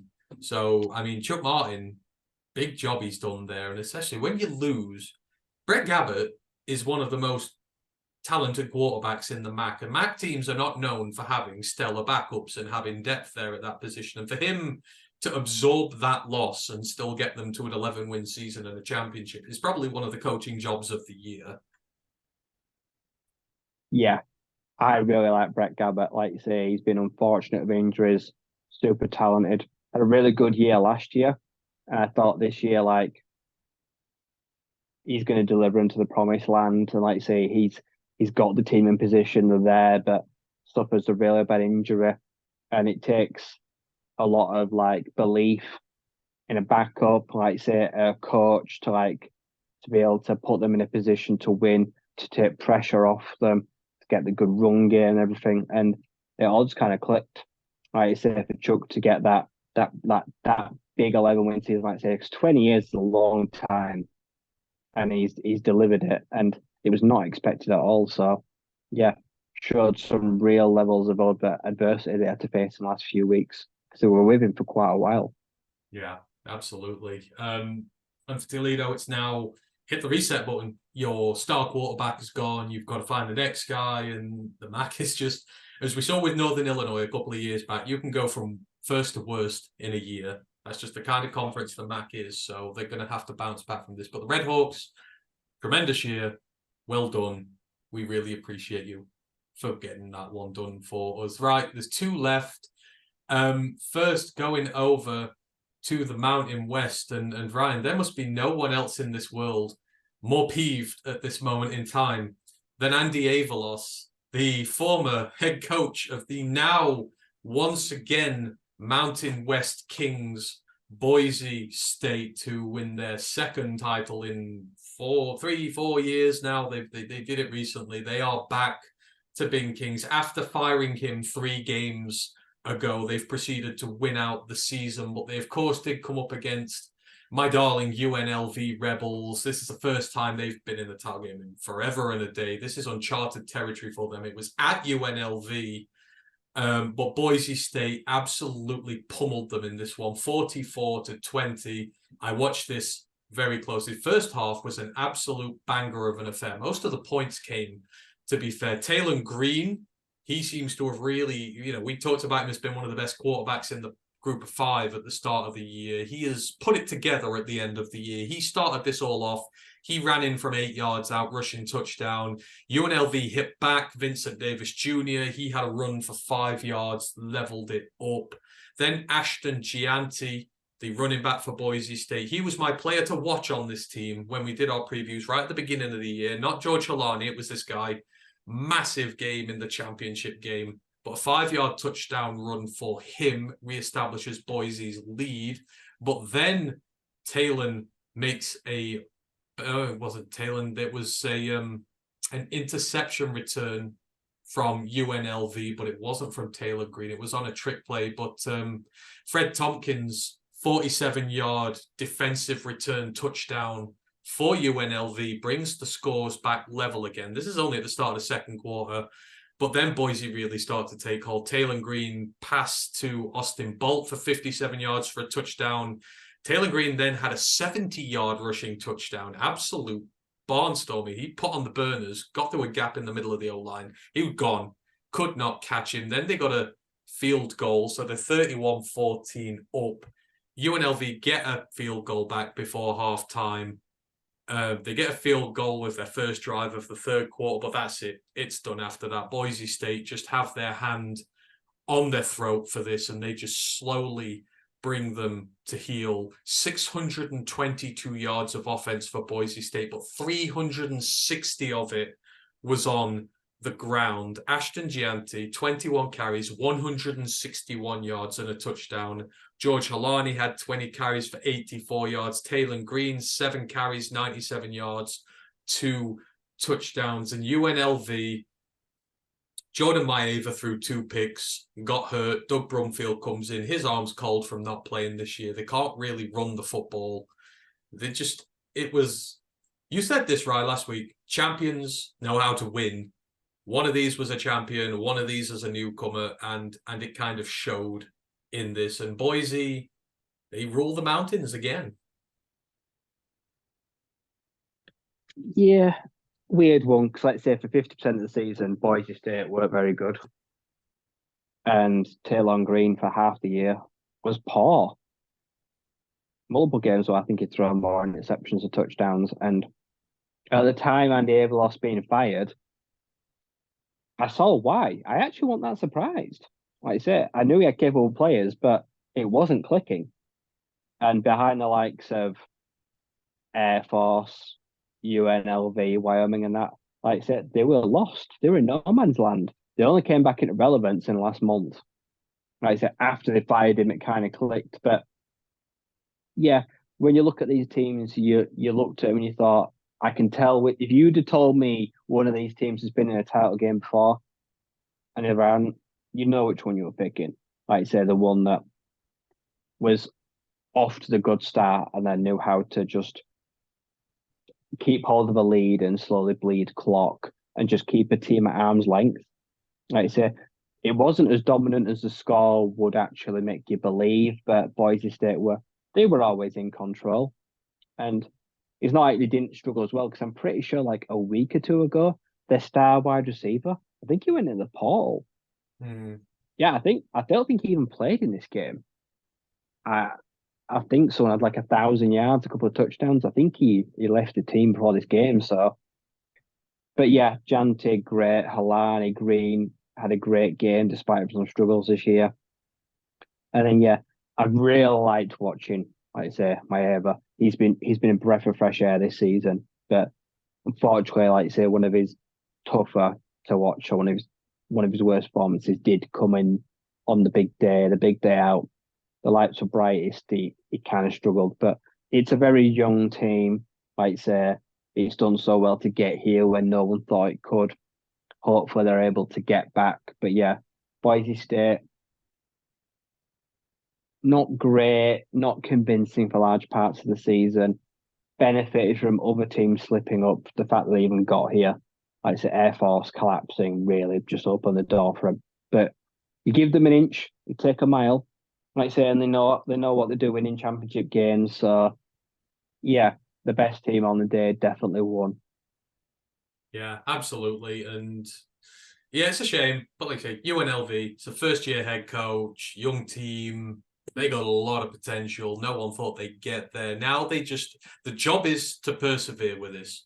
It was started last year. They built on it this year. Can they carry on building it again and not slip? Because it's very easy to get dragged to the bottom of the Mountain West. And so many of the bottom teams are looking better this year. That mid-table's more crowded than it's ever been. So well done, Boise. I mean, their running back room's crazy. You know, Halani, we talked about him at the start of the year as being one of the best running backs in the group of 5. He's the second running back there now, but maybe not, not surprising for Boise. They put guys in the NFL. Khalil Shakir's in there. Alexander Matheson was from there. Cedric Wilson was from there. I think we're going to see some more Boise offensive players get drafted very soon. Yeah, it wouldn't surprise me. They do really well at skill positions. Had some good defensive backs, had some good receivers. Quarterbacks have been iffy, but yeah, they do really well to. It doesn't always translate to how well the team plays, but they usually have a couple of stars. Yeah. If someone told me that the Broncos next year would be terrible, I'd totally believe you. It wouldn't surprise me in the slightest. I don't No, know what they're going to do at head coach either. I don't know what they're Isn't gonna there do. just an interim in charge now? Yeah, yeah, They're just an going to want to interim. go get a big name. See, And they've do no they go back to quarterback. like, oh, yeah, there's no quarterback, like you say. Do they go get Dino Babers got sacked, didn't he? Dino Babers I'm got pretty sure sacked. he was He's a gone. he was a once Broncos head coach. They've missed out on Bronco Mendenhall. So yeah, like I say, we'll see if this is if this is them turning the corner, or if it was just a surprise. Yeah, next year's all about the relevance of the emergence of Hawaii. Hopefully, I think Harsin was the other one they mentioned. You know, the old Auburn guy, Brian Harsin. Maybe they'll go in Yeah, that I direction. reckon Who he's coming knows? back. I think there Yeah. was strong odds like linking him back, but I don't know with the way he left. I don't know. That could be a mistake. Hey, there's a lot of FCS head coaches coming up here now. Like the FCS is getting poached for head coaches higher than I've ever known it before. New Mexico State, no, sorry, New Mexico just went down the FCS route. Holy cross, that guy's meant to be coming up as well.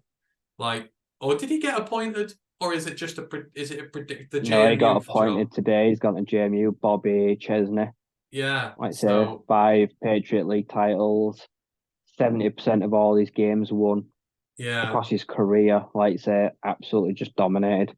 yeah. There's some great. We'll go through the head coach stuff next week when it's calmed down and we know who's where. But there's a lot of FCS head coaches coming up. But yeah, Boise State, Kings of the Mountain for this year. Big season for them, given they've done it without a head coach. And to end it all off, there were two repeat champions this year. Obviously, Michigan held on to the Big Ten.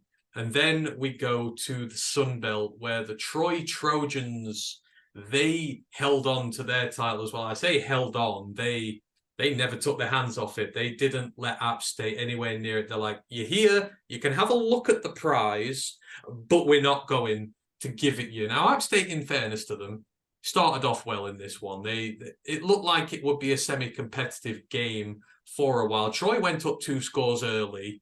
Kamani Vidal, I mean, he's one of the best running backs in college football this year. He had a 7-yard run, a 36-yard touchdown run.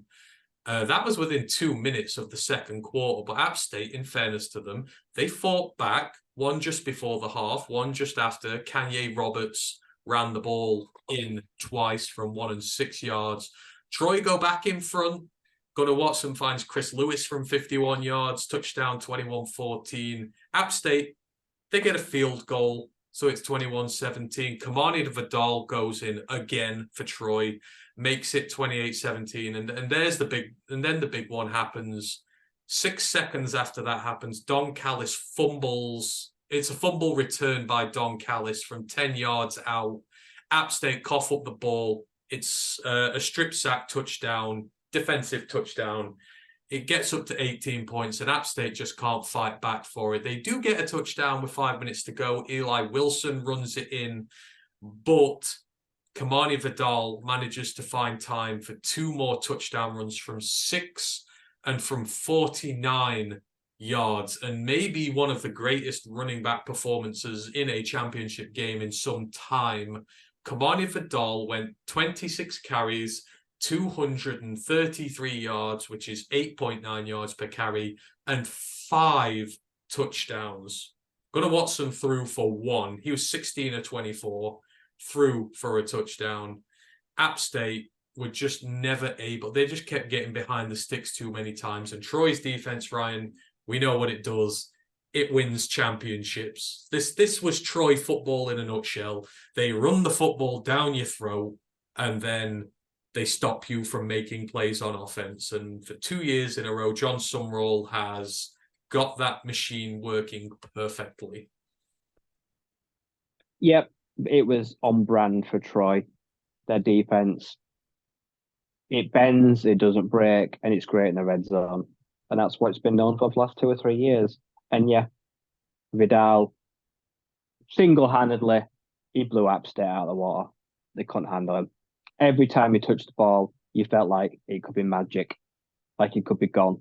Like I say, he was breaking tackles. Guys were just hanging off him, hanging on for dear life to try and stop him. And in the end, yeah, it was just insurmountable. App State just couldn't catch up. After, like say, the defensive turnover, it was game over. They were never going to be able to bridge that gap again. It was just too far for them. But yeah, Troy just prove again that defense does win championships as long as you keep it giving it ticking over. And then yeah, having a running back that's capable of the home run ability. Like I say, it just demoralizes App State, and it was just too much for me in the end. Yeah, absolutely. And Troy gonna get a real good bowl game against Duke in the Birmingham Bowl, so that's going to be another stage. But Kamani Vidal finished second in the nation in rushing yards this year, 1,582 yards for him in what has been an absolutely terrific season. And Troy, nothing stopping them from three-peating next year, is there, right? They've done it with Gunnar Watson, who's been a serviceable quarterback. They don't need a good one. With that defense, how they refresh it, and with the running back and the offensive line, it's the Sun Belt is there. Someone's going to have to claw the Sun Belt out of their cold, dead hands if they want to get a hold of it. Yeah, like I say, they've not been the best team in this. Well, they have and they haven't, but like I say, they've taken a big. I think they've handled the situation of the teams that have played really well that are not eligible. Like I say, they've taken advantage of that. Like I said, they've won and they've beaten who they've had to. Next year, let's see. We'll see a real test of their title credentials with Jacksonville State and with JMU. If they can hold off one of those in title game, then yeah, it could be a dynasty. It could be 5-6 titles in 10 years. It could be 4 or 5 in a row. So next year we're going to see the very best of the Sun Belt. I think it's going to be. I think next year my prediction is the Sun Belt will send the team to the New Year's Six Bowl, not the AAC, not the Mountain West, the Sun Belt, and I don't think they've ever done that. No, I'm fully on board with you there. I think they should be able to do that for sure. It's a very deep division. And if the likes of South Alabama get better, if Marshall recover where they were from, then you're going to have a lot of big competitors for that. Coastal will always be good. App State have been good this year, so it's going to be a competitive conference, absolutely. But Troy, well done, double winners for them going for the three-peat in 2025. And when everything is said and done, when all the smoke has settled, what this means is the playoffs were then decided the day after all this went off. And boy, oh boy, did they produce a lot of furore in their aftermath. So it ended up being Michigan, the Wolverines were ranked number 1. Washington, undefeated Pac-12 champions, ranked number 2. Texas, the one-loss Big 12 champions, just the loss to Oklahoma, ranked up at 3. And then most controversial of all, Alabama, the one-loss SEC team, the loss bin to Texas during the season, they got put in at number 4 at the expense of Florida State, who were an unbeaten Power 5 champion. The first ever time it has happened that a Power 5 champion has been unbeaten and missed the playoffs. And we talked about the ramifications last week, right? There were 8 teams who could potentially have got in the playoffs here. And we said, what happens if Georgia lose and Alabama win and it's a close one? Well, Georgia got booted all the way down to 6. So they were never in contention for this if they were going to lose. But Bama, they felt like they had the edge on Florida State going into number 4. It's very, yeah. Did they make the right decision? Do you agree with it?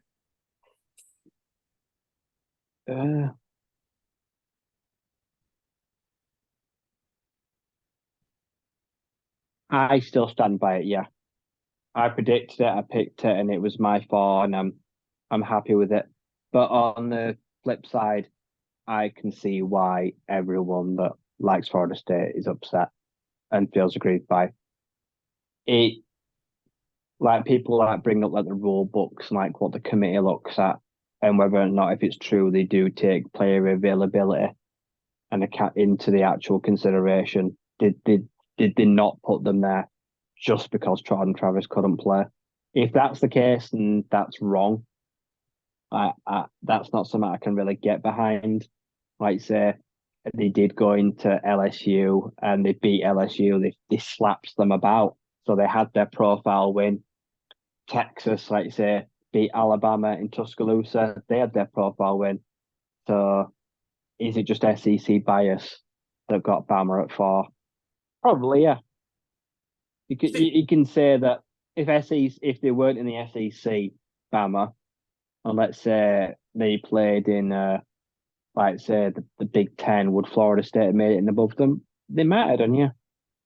I think the question for me here is if Jordan Travis is fully healthy and they win out like they have done, are they telling us that they would have left Bama out of the playoffs? Because that is essentially what they're saying to us, isn't it? If he doesn't get hurt, they would leave Bama out the playoffs, and Florida State would probably be 3rd seed and Texas would be 4th seed. I don't know about you, but I don't buy that for 1 second. See, but it has to be John Travis, like he's fully fit, and then he has to like destroy Louisville. Yeah. If he does that, then I think if that happens, they're in. But I think they're only the 4th seed. I still think they're behind Texas. But yeah, they're trying to lead us to believe that that's why we picked Bama. Yeah. They're saying that they would have left them out if Travis was healthy. And I don't buy that. I get where the committee is coming from. So for me, the nail in the coffin for Florida State was that championship game. Because you have just watched Texas absolutely thwomp Oklahoma State, who are only ranked a couple of positions lower than Louisville. They dropped 50 on them. That is a dominating performance in the championship game. That is big on your resume, and you look great. Florida State come in and they can barely put away a Louisville team that scores 6. It's like, it's almost justifying their position, isn't it? It's like, well, that was just not a good game of football. Like, take away everything great Florida State's defense did and Lawrence Torrefilli did. Outside of that, they did nothing really good at all. They didn't trust their quarterback. They schemed negatively. I felt like that was the nail in their coffin. I don't know about you, but it won't have helped. No, the performance definitely didn't help. Just winning and just going undefeated. If they put in a big performance and they spank Louisville, then yeah, it probably would have made the committee's decision a lot more difficult. And it seems a bit hypocritical, does it not? That they say, they're saying games don't matter in this case because they're unbeaten, but they've ranked Texas over Alabama because Texas beat them. So games do matter to the committee. Just not in this case. It seems like a hypocritical stance to me. Yeah, because technically, if Alabama would have beaten Texas, would they put them the other way around? Because in that case, then games would have mattered. Yeah, so it can't be one rule for one and one rule for another. So yeah, they either matter or they don't, and it's your final record. Yeah, which is it? Yeah, you can't say games matter to Texas and Alabama, but they don't to Florida State.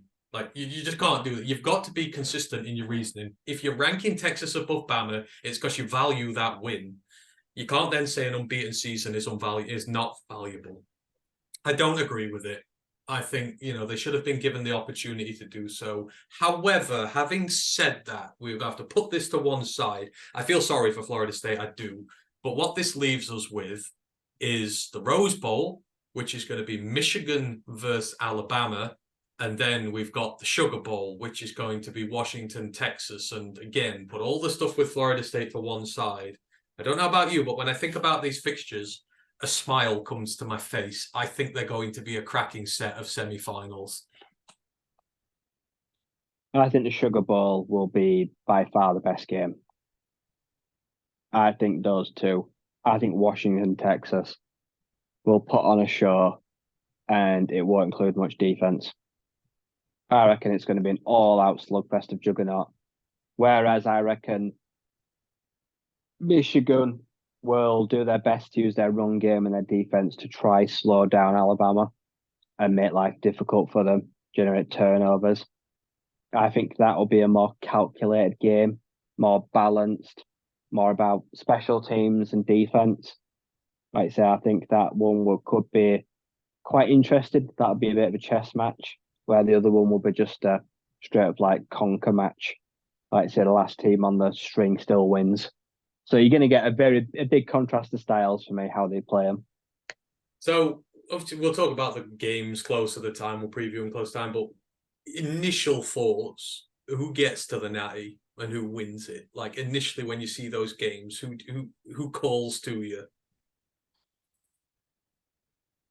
My natty on paper is Bama v Texas.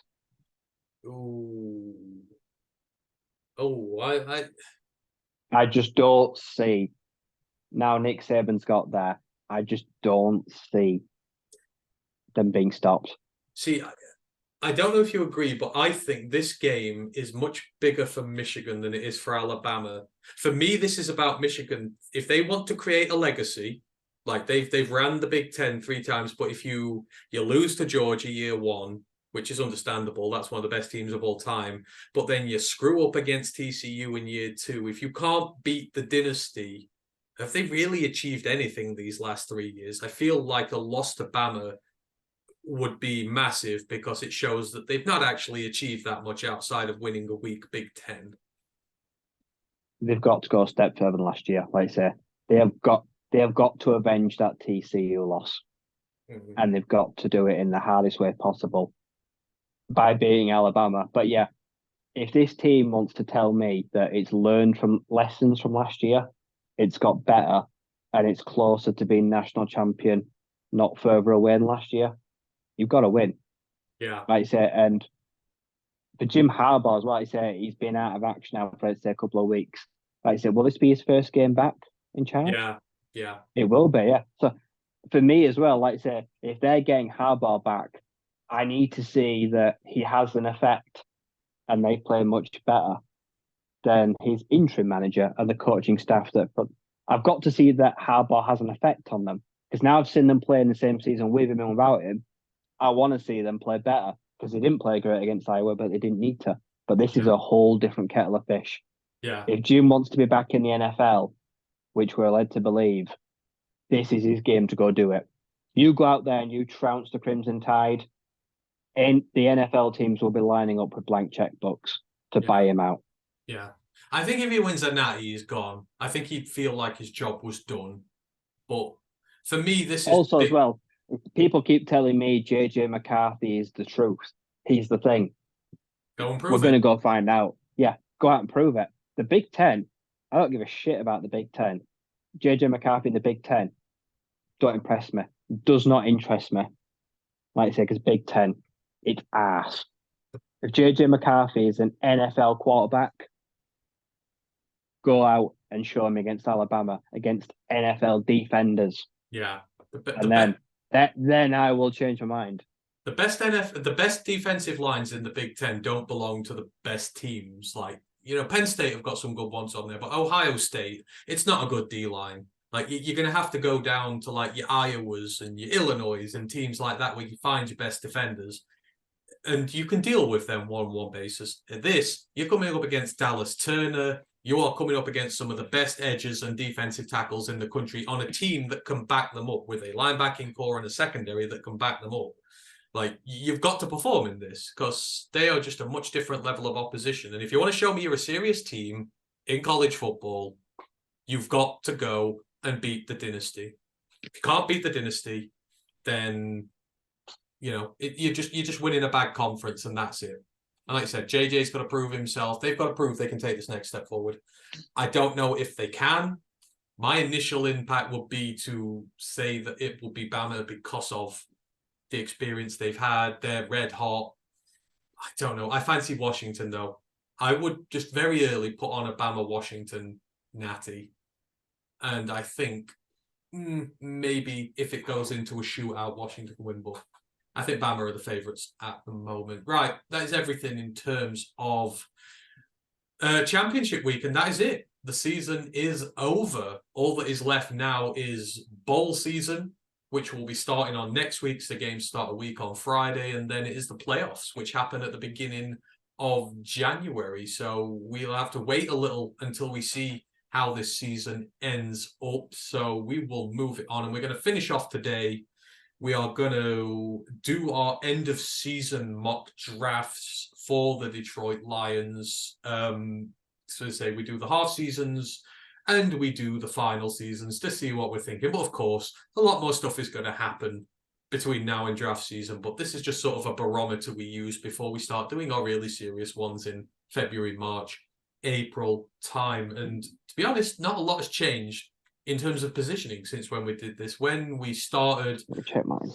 the Lions were picking 25th when we last did this at the start of the season. They're picking 28th now, so we can just go back through as we did before. Round one, there's a round one pick, a round two pick, which will be at about 63 now. 2 picks in round 3, then you got round 6, and you've got 2 in round 7. And you know what? I've barely changed mine for the first time in living memory. Usually, these things change a lot as the season goes on. I've changed every player, and I didn't even look at my old draft. I have not taken any same players. I've taken the same. You've taken the same positions? Apart from one, yeah, but I've taken all different players. I even forgot we did a half season. Well, you know, it does mean something to us, but yeah, we've been going on through this. So let us dig down into this. Let us go through our final season mocks for now. So we'll start it off in round 1. We're in the 20s, we're in the late 20s, but you know, we'll suspend our disbelief a little bit. Who do you have the Lions picking in the first round of the 2024 draft, Ryan? So yeah, this is the hardest mock draft I've ever had to do, because, like I say, we're in a good position, but we're also in positions of it's an unknown position. But when you get to like past pick 20, it's a total gamble. So originally I had Cooper DeJean. Now I think he's gone. But for me, I've gone Braylon Trice. So I've gone defensive end Washington. Because for me, I've seen a glaring need opposite Ian Hutchinson. And we're trying lots of bodies and it's not happening. And I love Dallas Turner and I love the explosiveness and like the big playability. But I also look at him at 245 pounds, 240, and he's got to put weight on if he's going to be able to play against the run. Braylon Trice has got that ability, but 6'4", he's like 270. He's got the frame I want, and he's also got the big player potential. Like I said, he can be stout in a run game, but the amount of pressure he can generate doesn't always lead to sacks. His sack numbers are good, but he's a consistent pressure guy, a bit like Aiden, and that's what I want the other side. I want someone that can pretty much never leave the field if they don't have to. Like say, he can finish when he has to, but he's also just a brute guy that can stand up a tackle and can come around the outside, so he can disrupt in many ways. So yeah, I've got Trice going in round 1. Nice, like the pick there. So Ryan's going edge to start this off. I am going cornerback because I believe cornerback is a glaring need on this Lions team, especially poor Jerry. I love him to death, but he needs to be in the depth rotation, not as a starter. And you know what? I'm going to double down on this pick because still I don't see anyone picking him up here at this point. But I'm taking Chris Abrams-Drain. He is the cornerback from Missouri. I had him there at round 1 in my first one. I'm having him back there on my second one. Missouri did not drop off this year. They had a great season under Eli Drinkwitz, got themselves a really good bowl game where they're going to smack around Ohio State. And he has been a massive part of this team. So on the year, 45 tackles, 4 assisted. He's only missed 4. His missed tackle rate is 7%. He is very good with his technique. In the run game, he's had 16 stops there. Needs to be a little bit of work done in run game in terms of coming up, getting some of the bigger guys off tackle in there, but he's got big upside here. In terms of coverage, he gave up 25 receptions on 50 targets, so only gave up catches on half the passes thrown his way.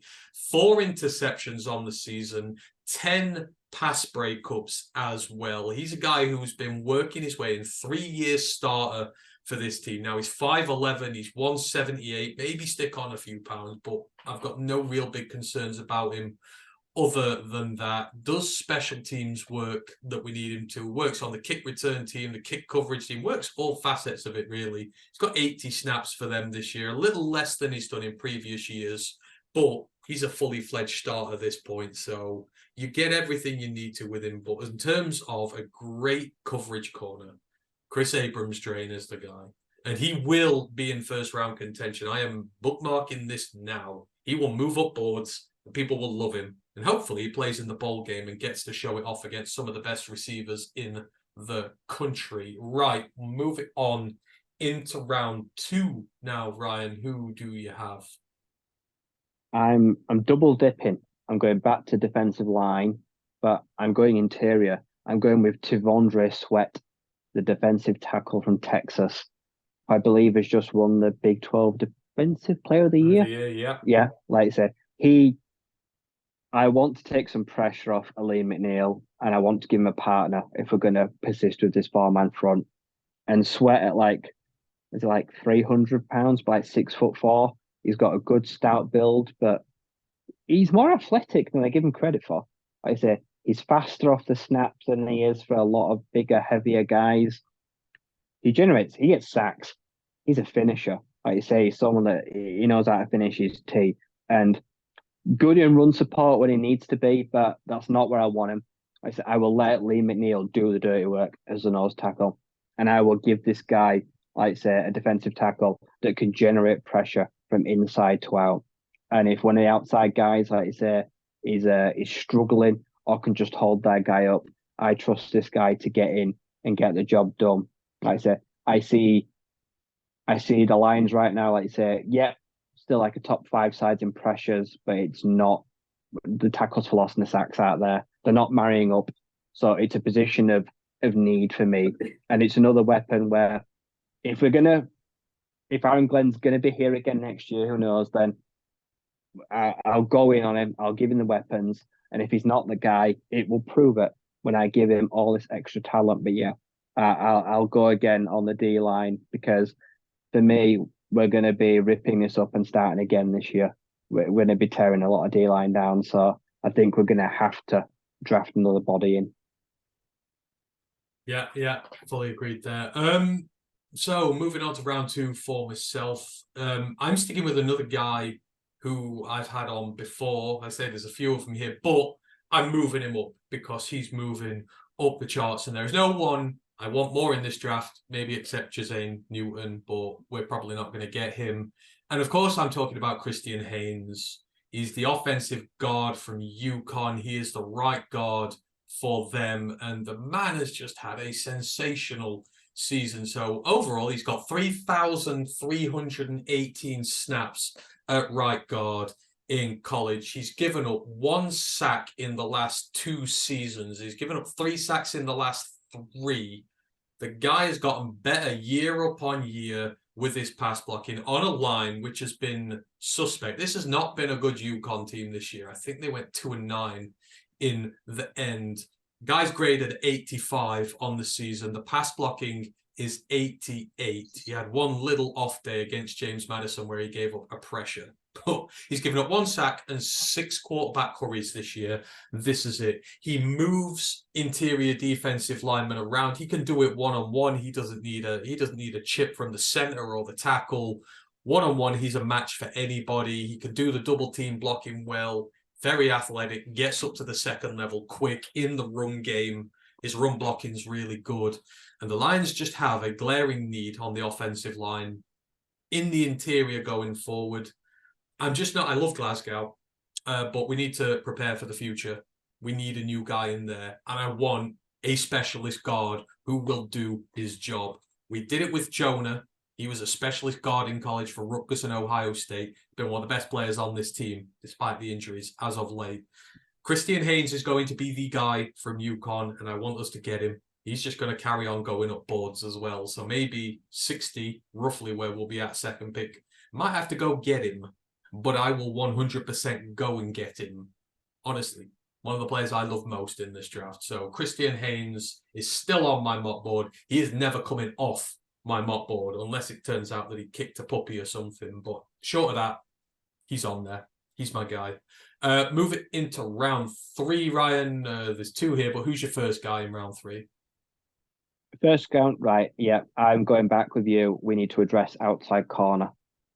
I am going with the behemoth. I'm going with TJ Tampa, the cornerback from Iowa State. I've kind of fallen for the kid. He has the thing we don't have on the outside, size. 6'2", 200 pounds. He's already got the NFL frame. This year, 2 interceptions, 50 tackles, and a further 7 passes defended. He's been on an island for the Cyclones. I think he's been their best defender. He's only 21. He's had a great year this year.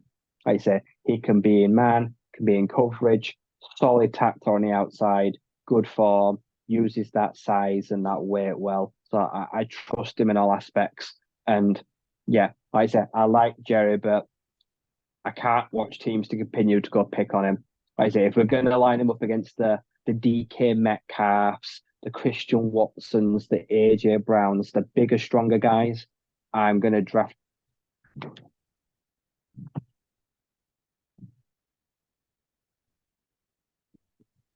Oh, you're there. Sorry, I Sorry lost you a about moment. It's that. okay. No, yeah, I'm going to go out there. I'm going to get a big, strong guy that can hold his own on the outside and generate turnovers. I think this young man, we've not seen the best of him just yet. Yeah, absolutely. So yeah, we're thinking along similar lines here. My first one in 3. This is another guy I've upgraded.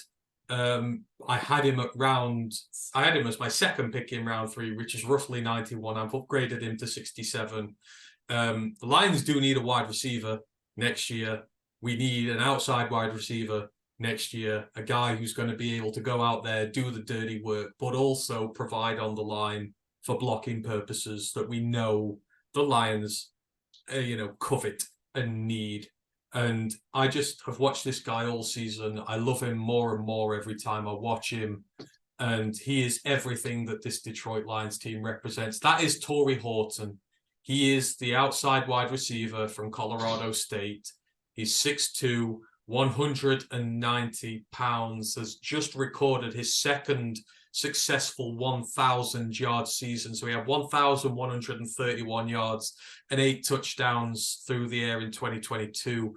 1,144 yards, 8 touchdowns again this season, and he's had some absolutely tremendous performances. But you play him about 3/4 on the outside. He plays a little in the slot. He does everything that you need him to. So he's had 4 years in college, 2 at Nevada, 2 at Colorado State. But as I say, you play him on the outside, his contested catchability is great. As I say, 6'2", 190 pounds. He's got the frame. He's got the ability out there, does all the flashy plays, but Jay Norvell does not accept scrubs on his team. And although I've said a lot about him in the past in terms of how he left Nevada, etc., if you want to play for him, and more importantly, if you want to play in the Mountain West, you've got to do the dirty work well. He grades 88 in his pass blocking, 78 in run blocking. This guy will get deep down and dirty and do the work he needs to. And then the match you need to see here is when they had the rivalry game against Colorado. He actually threw for a touchdown in that game. He has usability as a quarterback, but you can play him inside, you can play him outside, you can play him as a deep threat, you can play him across the field. He does literally just about everything for you. And if that's not enough, he does all facets of special teams as well. He's a kick returner, he's a punt returner. He's played plenty of special teams coverages over the last couple of years, mainly does punt returns. He's on the punt return team. But it gives you special teams ability, return ability, on the outside, on the inside, everything you need with this guy. I'm going to do a more in-depth video review of him going forward. But me and Ryan, we love the Mountain West. Mountain West creates tough players who do what they need to survive and thrive. Torrey Horton's the guy. And like Puka Nacua last year, who I banged the drum for till the end, look how well he's doing in the NFL right now. Wasn't a household name. Not everyone was going after him, but he had the right attitude. He had the right skill set. More importantly, he does everything you want. This is this year's Puka Nacua for me. Torrey Horton.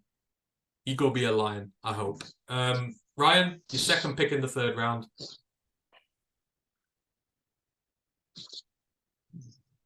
If I've got you right.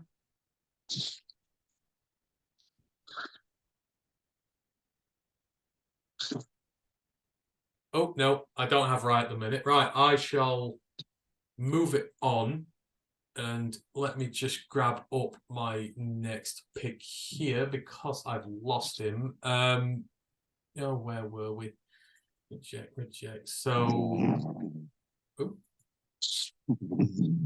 So for me, second pick in the third round, I've dropped him down my board actually. I don't know whether he's going to have dropped as the season has gone on, but still want to keep him. So my first four picks are the same, just not in the order that I'd use them. But I'm actually going to Michigan here, and I'm going back for their defensive tackle, Chris Jenkins, because I've been very impressed with him all season. The performances, especially in the title game, the Ohio State game, were really good. But this guy is really good against the run. One of the best run-stuffing defensive tackles coming up in this draft.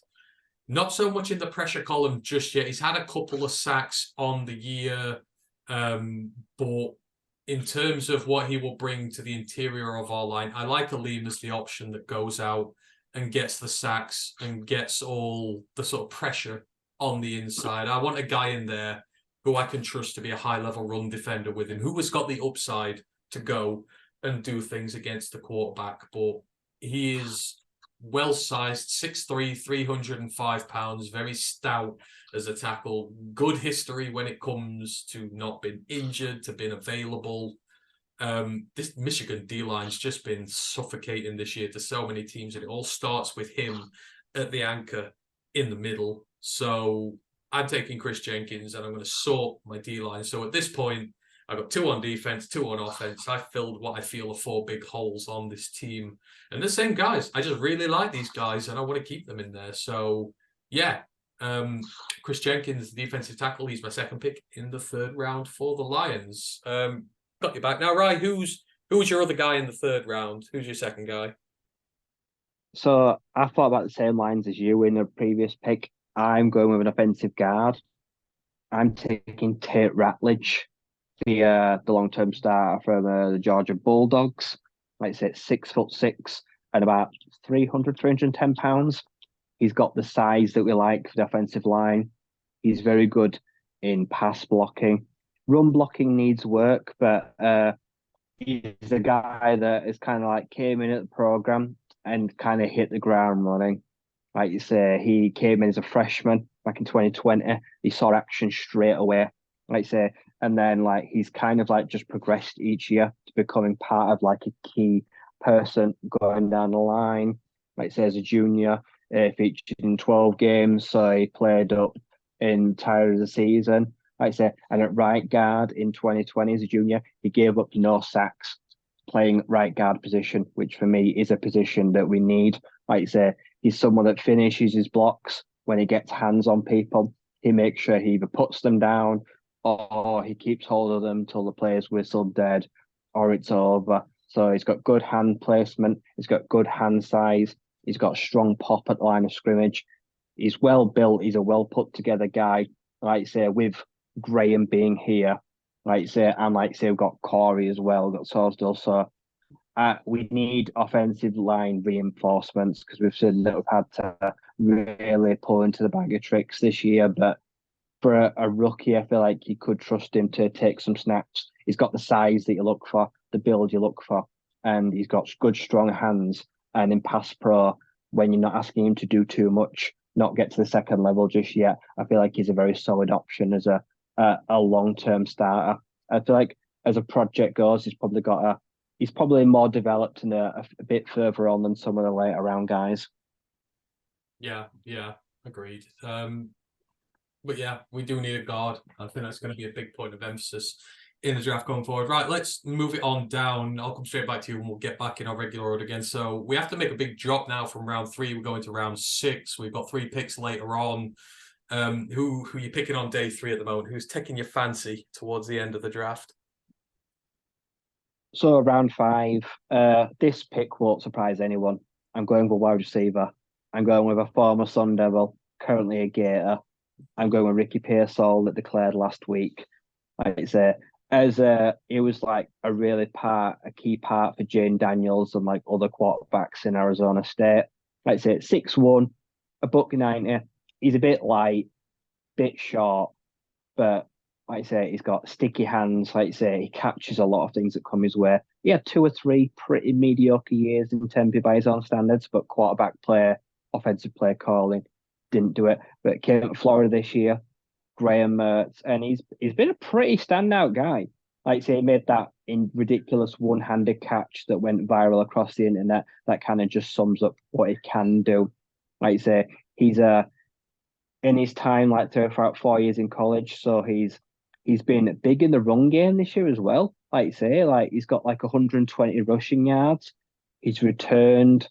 He's also completed 2 passes, I believe, as well. So he can throw, he can run.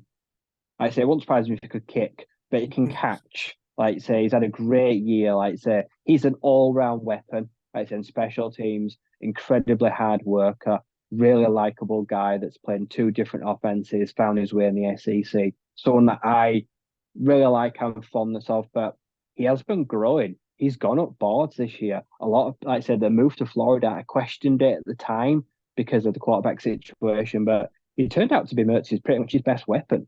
Like saying he had a pretty good year by his own standards. The average of catch was really good, and he put himself on the national radar. So I think as a middle round day 3rd option for us that we don't need starters, not yet anyway, because we can still keep. We've got Jameson, we've got like Sam on Rad, but Khalif, Josh Reynolds, and that they will move on in a year or 2. And I would like someone grained in.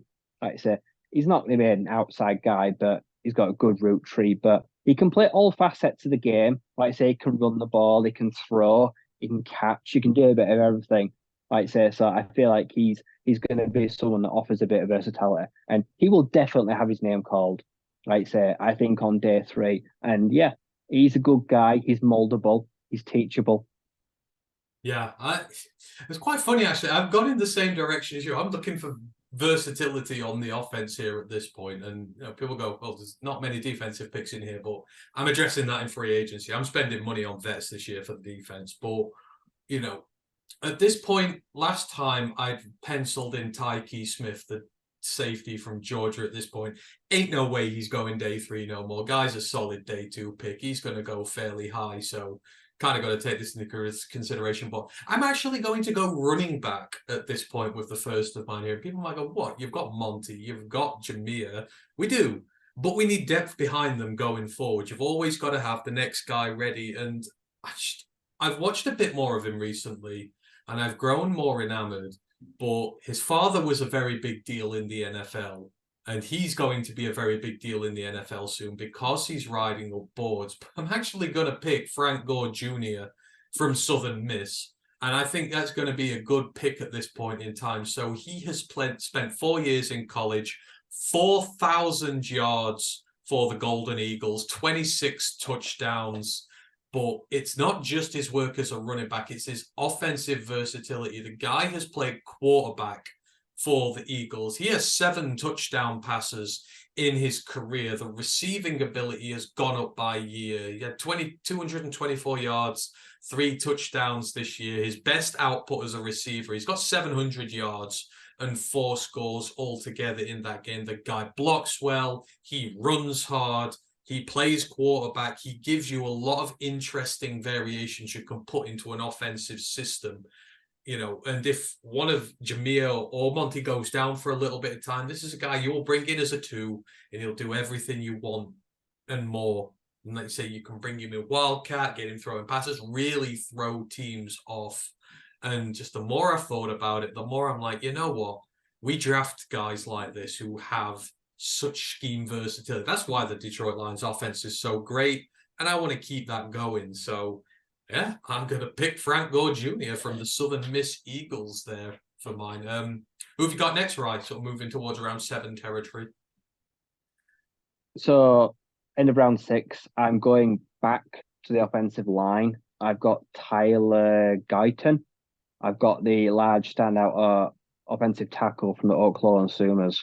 So like needing tackle depth, like I say, I think I'm also looking to the future as well. Like I say, that we've been lucky that Sewell and Decker have been pretty formidable for the last few years, but Decker won't be around forever. Like say, like at some point it's going to be like an injury is going to catch up with him, or his play will it will kind of just slowly start to decline. Not anytime soon, but like I say, we do like to be someone that carries 7, 8 tackles because we do have jumbo sets and we add extra tackles in. So, and we've seen the fragility of the offensive line this year. So I've brought in this guy. Like I say, he's had a really good season. Like I say, mainly tackle, but like I say, he's got the size. He's also quite lean and flexible, so he gets to the second level. Like I say, because he's quite a tall, thin offensive tackle, so he's got a good frame. He's got some good power behind that. Like I say, he's experienced. He's been around. Like I say, I believe he was originally at TCU, but then like I say, made the transfer over. Uh, Projected to run a pretty good 40. Like say in the top like 80 percentile, something he could run around 5 seconds. For someone at 6'7", like 315 pounds, if he runs just after 5 seconds, I'll be very impressed. That will tell me he is an incredibly long, tall man, but is a very slender and surprising athlete and will do well at the next level. So for me, I like the frame. I like the things you've got that you can't teach. And I find that's what intrigues me about him. Like I say, it's in action 8 games, like 300 snaps. He's given up just two hurries, no sacks, just 1 sack playing right tackle this year for Oklahoma. So he's held the job down pretty well. Bearing in mind this is his first season as a Sooner, spent the last couple as a Horned Frog. So his real chance to start and like say at a big school. And last year as a sophomore, he didn't have any sacks either. So 2 schools, no sacks, 2 different schemes, big man, athletic, like I say, just a lot to work with, like I say. And if you keep him on the roster, the practice squad for a couple of years, he could come good. You never know. He's got everything that I kind of need, and I think that Hank Fraley will love. You could kind of mold this kid. Yeah. Yeah, sure. Offensive line, definitely in need for us. So round 7 for me, I did have Sean Martin, the edge from West Virginia, as sort of a project edge, but he's had a very meh end to the year. Not been one of West Virginia's best players. I've not got him in there anymore. Again, I'm actually going offense here, and I'm going to give, if he declares, at this point, we don't know if they're all going to declare, but I am very intrigued, and because he suffered a Lisfranc injury, which ended his season pretty early, he's falling down draft boards because of the medical, which is going to be an issue for some, but you're picking late on in the draft, so you pick your poison at this point. But if he's there, I'm taking Aronde Gadsden the second. He's the tight end / wide receiver hybrid out of Syracuse.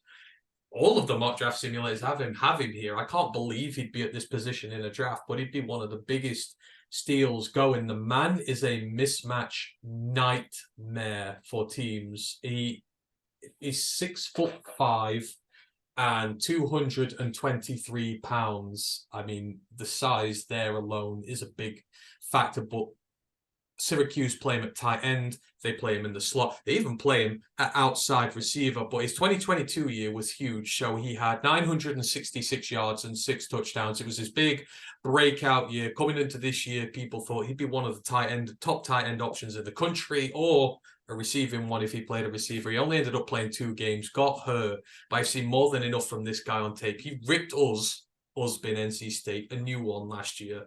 He had 160 yards and 2 touchdowns. I've seen him up close and personal. He blocks like a champion because, again, in that Syracuse system, you have to. You have a run-first quarterback and you have a pretty heavy dose of run game. So you've got to be able to do the dirty work well in terms of blocking, whether it be for the running back, on screens. He does it great. Grades at nearly 90 in that regard. Run blocking is pretty good as well. He's asked to pass block a lot. So he'll take on edge rushers and he will pass block. He will do what he needs to with the best of them. If he's going to be there, this is another scheme versatile weapon you will put in the system. You don't know whether he's going to drop into pass protection. You don't know whether he's going to chip off the edge and become a receiver. Don't know whether you're going to motion him out wide. Yeah, it's just, the possibilities are endless. And I love little gadget guys like this. And I think giving him to our offense and just be a little bit of a cheat code, you can do so much there. You put Gore and Gadsden in, then Yeah, I love it. So Randy Gadsden would be my pick there. Ryan, who are you finishing off your mock with? So in my first mock, I took a kicker, and this time I'm taking a kicker, but I'm taking someone else. I'm taking Will Reichard. I'm taking the NCAA's newest all-time highest point scorer. Like I say, the senior is now got 539 points across the 5 seasons. Like I say, that's untouched. That's the outright leader. He's only missed 2 points in extra points in the career, and for the last 4 straight years, he has got a longest kick over 50 yards. For me, right now, I look at the team not now but next season. If we're serious about trying to make a Super Bowl and an NFC Championship, I need a kicker where he steps on the field and I think, you know what, 44 yards, formality. It's 3 points. We've got the kicker. I don't feel that right now. I'm always kind of like relieved when Patterson makes a kick. And that's just me. That's not Riley. That's me. I want Will Rijkaard be Justin Tucker? Maybe, maybe not. But for such an accomplished college kicker that's also done it and won championships, the kid's a winner. And he's done it in some of the harshest territories and the most partisan crowds. I think this is the time that you go get him. It has to be the most highly sought after kicker for a long time. It's not often you get the best kicker in college football history. I say Zane Gonzalez, I think is who he's passed, the former Sun Devil. He's still kicking in the league, like I say, and like I say, so Will Rijkaard could have that kind of future. And I just feel like he can be a weapon as well, like 6'1", like 190, 200 pounds. He's not a small kid by kicker standards. He's built like some wide receivers. And I feel like you could do some things with him. You could have a little bit of fun with him. I say a bit of special teams and that. So yeah, I'm going and I'm gonna get him. I'm gonna take a gamble and say this is my kicker for the next 5 to 6 years. Let's stop the turnover. It ends here and now. Yeah, you know what? This is a really good class for kickers. If he comes through, I think Harrison Mevis, the Missouri kicker's coming through as well. I'd be really interested in him, but this is the year to go out and get yourself a kicker for sure. I am ending it off, and he's in there. He was before. I'm not seeing him move up boards, so I'm going to keep him there. But he is my small school darling for this year, or the G5 one. Always has been. Micah Abraham, the cornerback for Marshall. I started with a cornerback. I'm going to end with a quarterback. Absolutely love this guy to death. He has been a massive part of the Thundering Herd and their team over the last 5 years now. He's got 3,200 snaps altogether. Not really a guy you bring up to do pressure stuff, doesn't come up blitz too often. He is a coverage guy. Bring him up against the run defense. He's had a really good season. 30 tackles. It's been 7 missed, so the missed tackle rate needs to come down a bit, but it's come down from 26% last year to 19% this year. It's heading in the right direction. His run defense is the best that it's ever been. That's a big step forward he needed to take in his game. And as a coverage guy, dude's amazing. He's been targeted 56 times this year. He's given up 26 receptions. That's only 46% of the passes thrown his way are completed. He has 3 interceptions, 8 pass breakups. He is an absolute menace when it comes to being one-on-one on an island. And the Sun Belt's got some damn good quarterbacks and receivers in there, which he's been able to hold up against. He only gave up 4 of 11 against Georgia Southern, 4 of 8 against James Madison. Even in his games against the Power 5 schools, had a really good game against Virginia Tech. Only gave up 3 of 6 for 18 yards. Had a couple of pass breakups in there. He has had a great season. I don't know why he's stuck as a day 3 pick, but I'm absolutely going to take him if he's there. I love everything about him. The 5'11", 185-pound plucky cornerback from Marshall is going to make someone very happy at the next level. So Micah Abraham is my guy, rounding out my draft. So interesting a bit there overall, right? Maybe some different players in there, but same positions overall. But I do feel since we did the last one, there's more questions about the lines now. We weren't questioning D-line as much last time, but we are now. No, yeah. I think I took a running back in the first mock, like say, but then I've seen a duo emerge, and I've seen the defense regress, I suppose. So yeah, I've had to go with at least 2 D linemen and a cornerback because I'm sat here thinking again that okay, we'll good chance to win the division, might win a playoff game.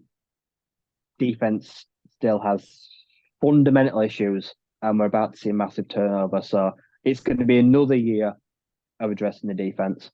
We're just not there yet where we can get the luxury guys on offense, and we've still got holes to plug. So yeah, all different players, but the positions now are starting to become more clear. Yeah, absolutely. The defense still needs work. It's got to. I will put more money into it in free agency, but yeah, a lot of positions it needs to get young. So interesting, but overall, the visions were made the same. Just the players, some of them have changed. Right, that is everything for us today. Appreciate you for listening. This has been a recorded show, but the weather up here at the minute is absolutely atrocious. We have been battered by 7 days worth of rain and winds and storms, and it's played havoc with everything. So we've done it this way just to make sure we get all this done. And next episode's main Lions podcast is going to be back tomorrow. It's the Chicago Bears preview with Ryan Dengle from Bear Down Report. Please do come check that out. He's a great guy. And then me and Ryan will be back next week, roughly about the 13th of December for our next version of the college show. We're going to be doing bowl predictions next week. So we will do our predictions for all the bowl games. There's no art to it, but it's still a fun thing to do, and we'll take a look at some of the stat leaders from college during the year. We'll go through some of the head coaching hires, some of the ones we like, some of the ones we don't. We'll get you up to speed on that sort of regards, and then going forward from then on, it'll be a lot of player-based stuff because we are about to hit draft season as far as college football goes, because it's about to go into shutdown. So you will see us again in a week. Don't forget, you can find us all over Roar the Lions UK, our website, YouTube, Twitch, Facebook, Twitter, Instagram. You know where to find us. If you've got anything you want to let us know, then please get in touch. We shall see you again very soon. Just remains for me to thank Ryan. Remains for me to thank Hank, who has made an appearance this evening as well. We shall see you very soon. Thank you very much for listening. Go Lions, one pride.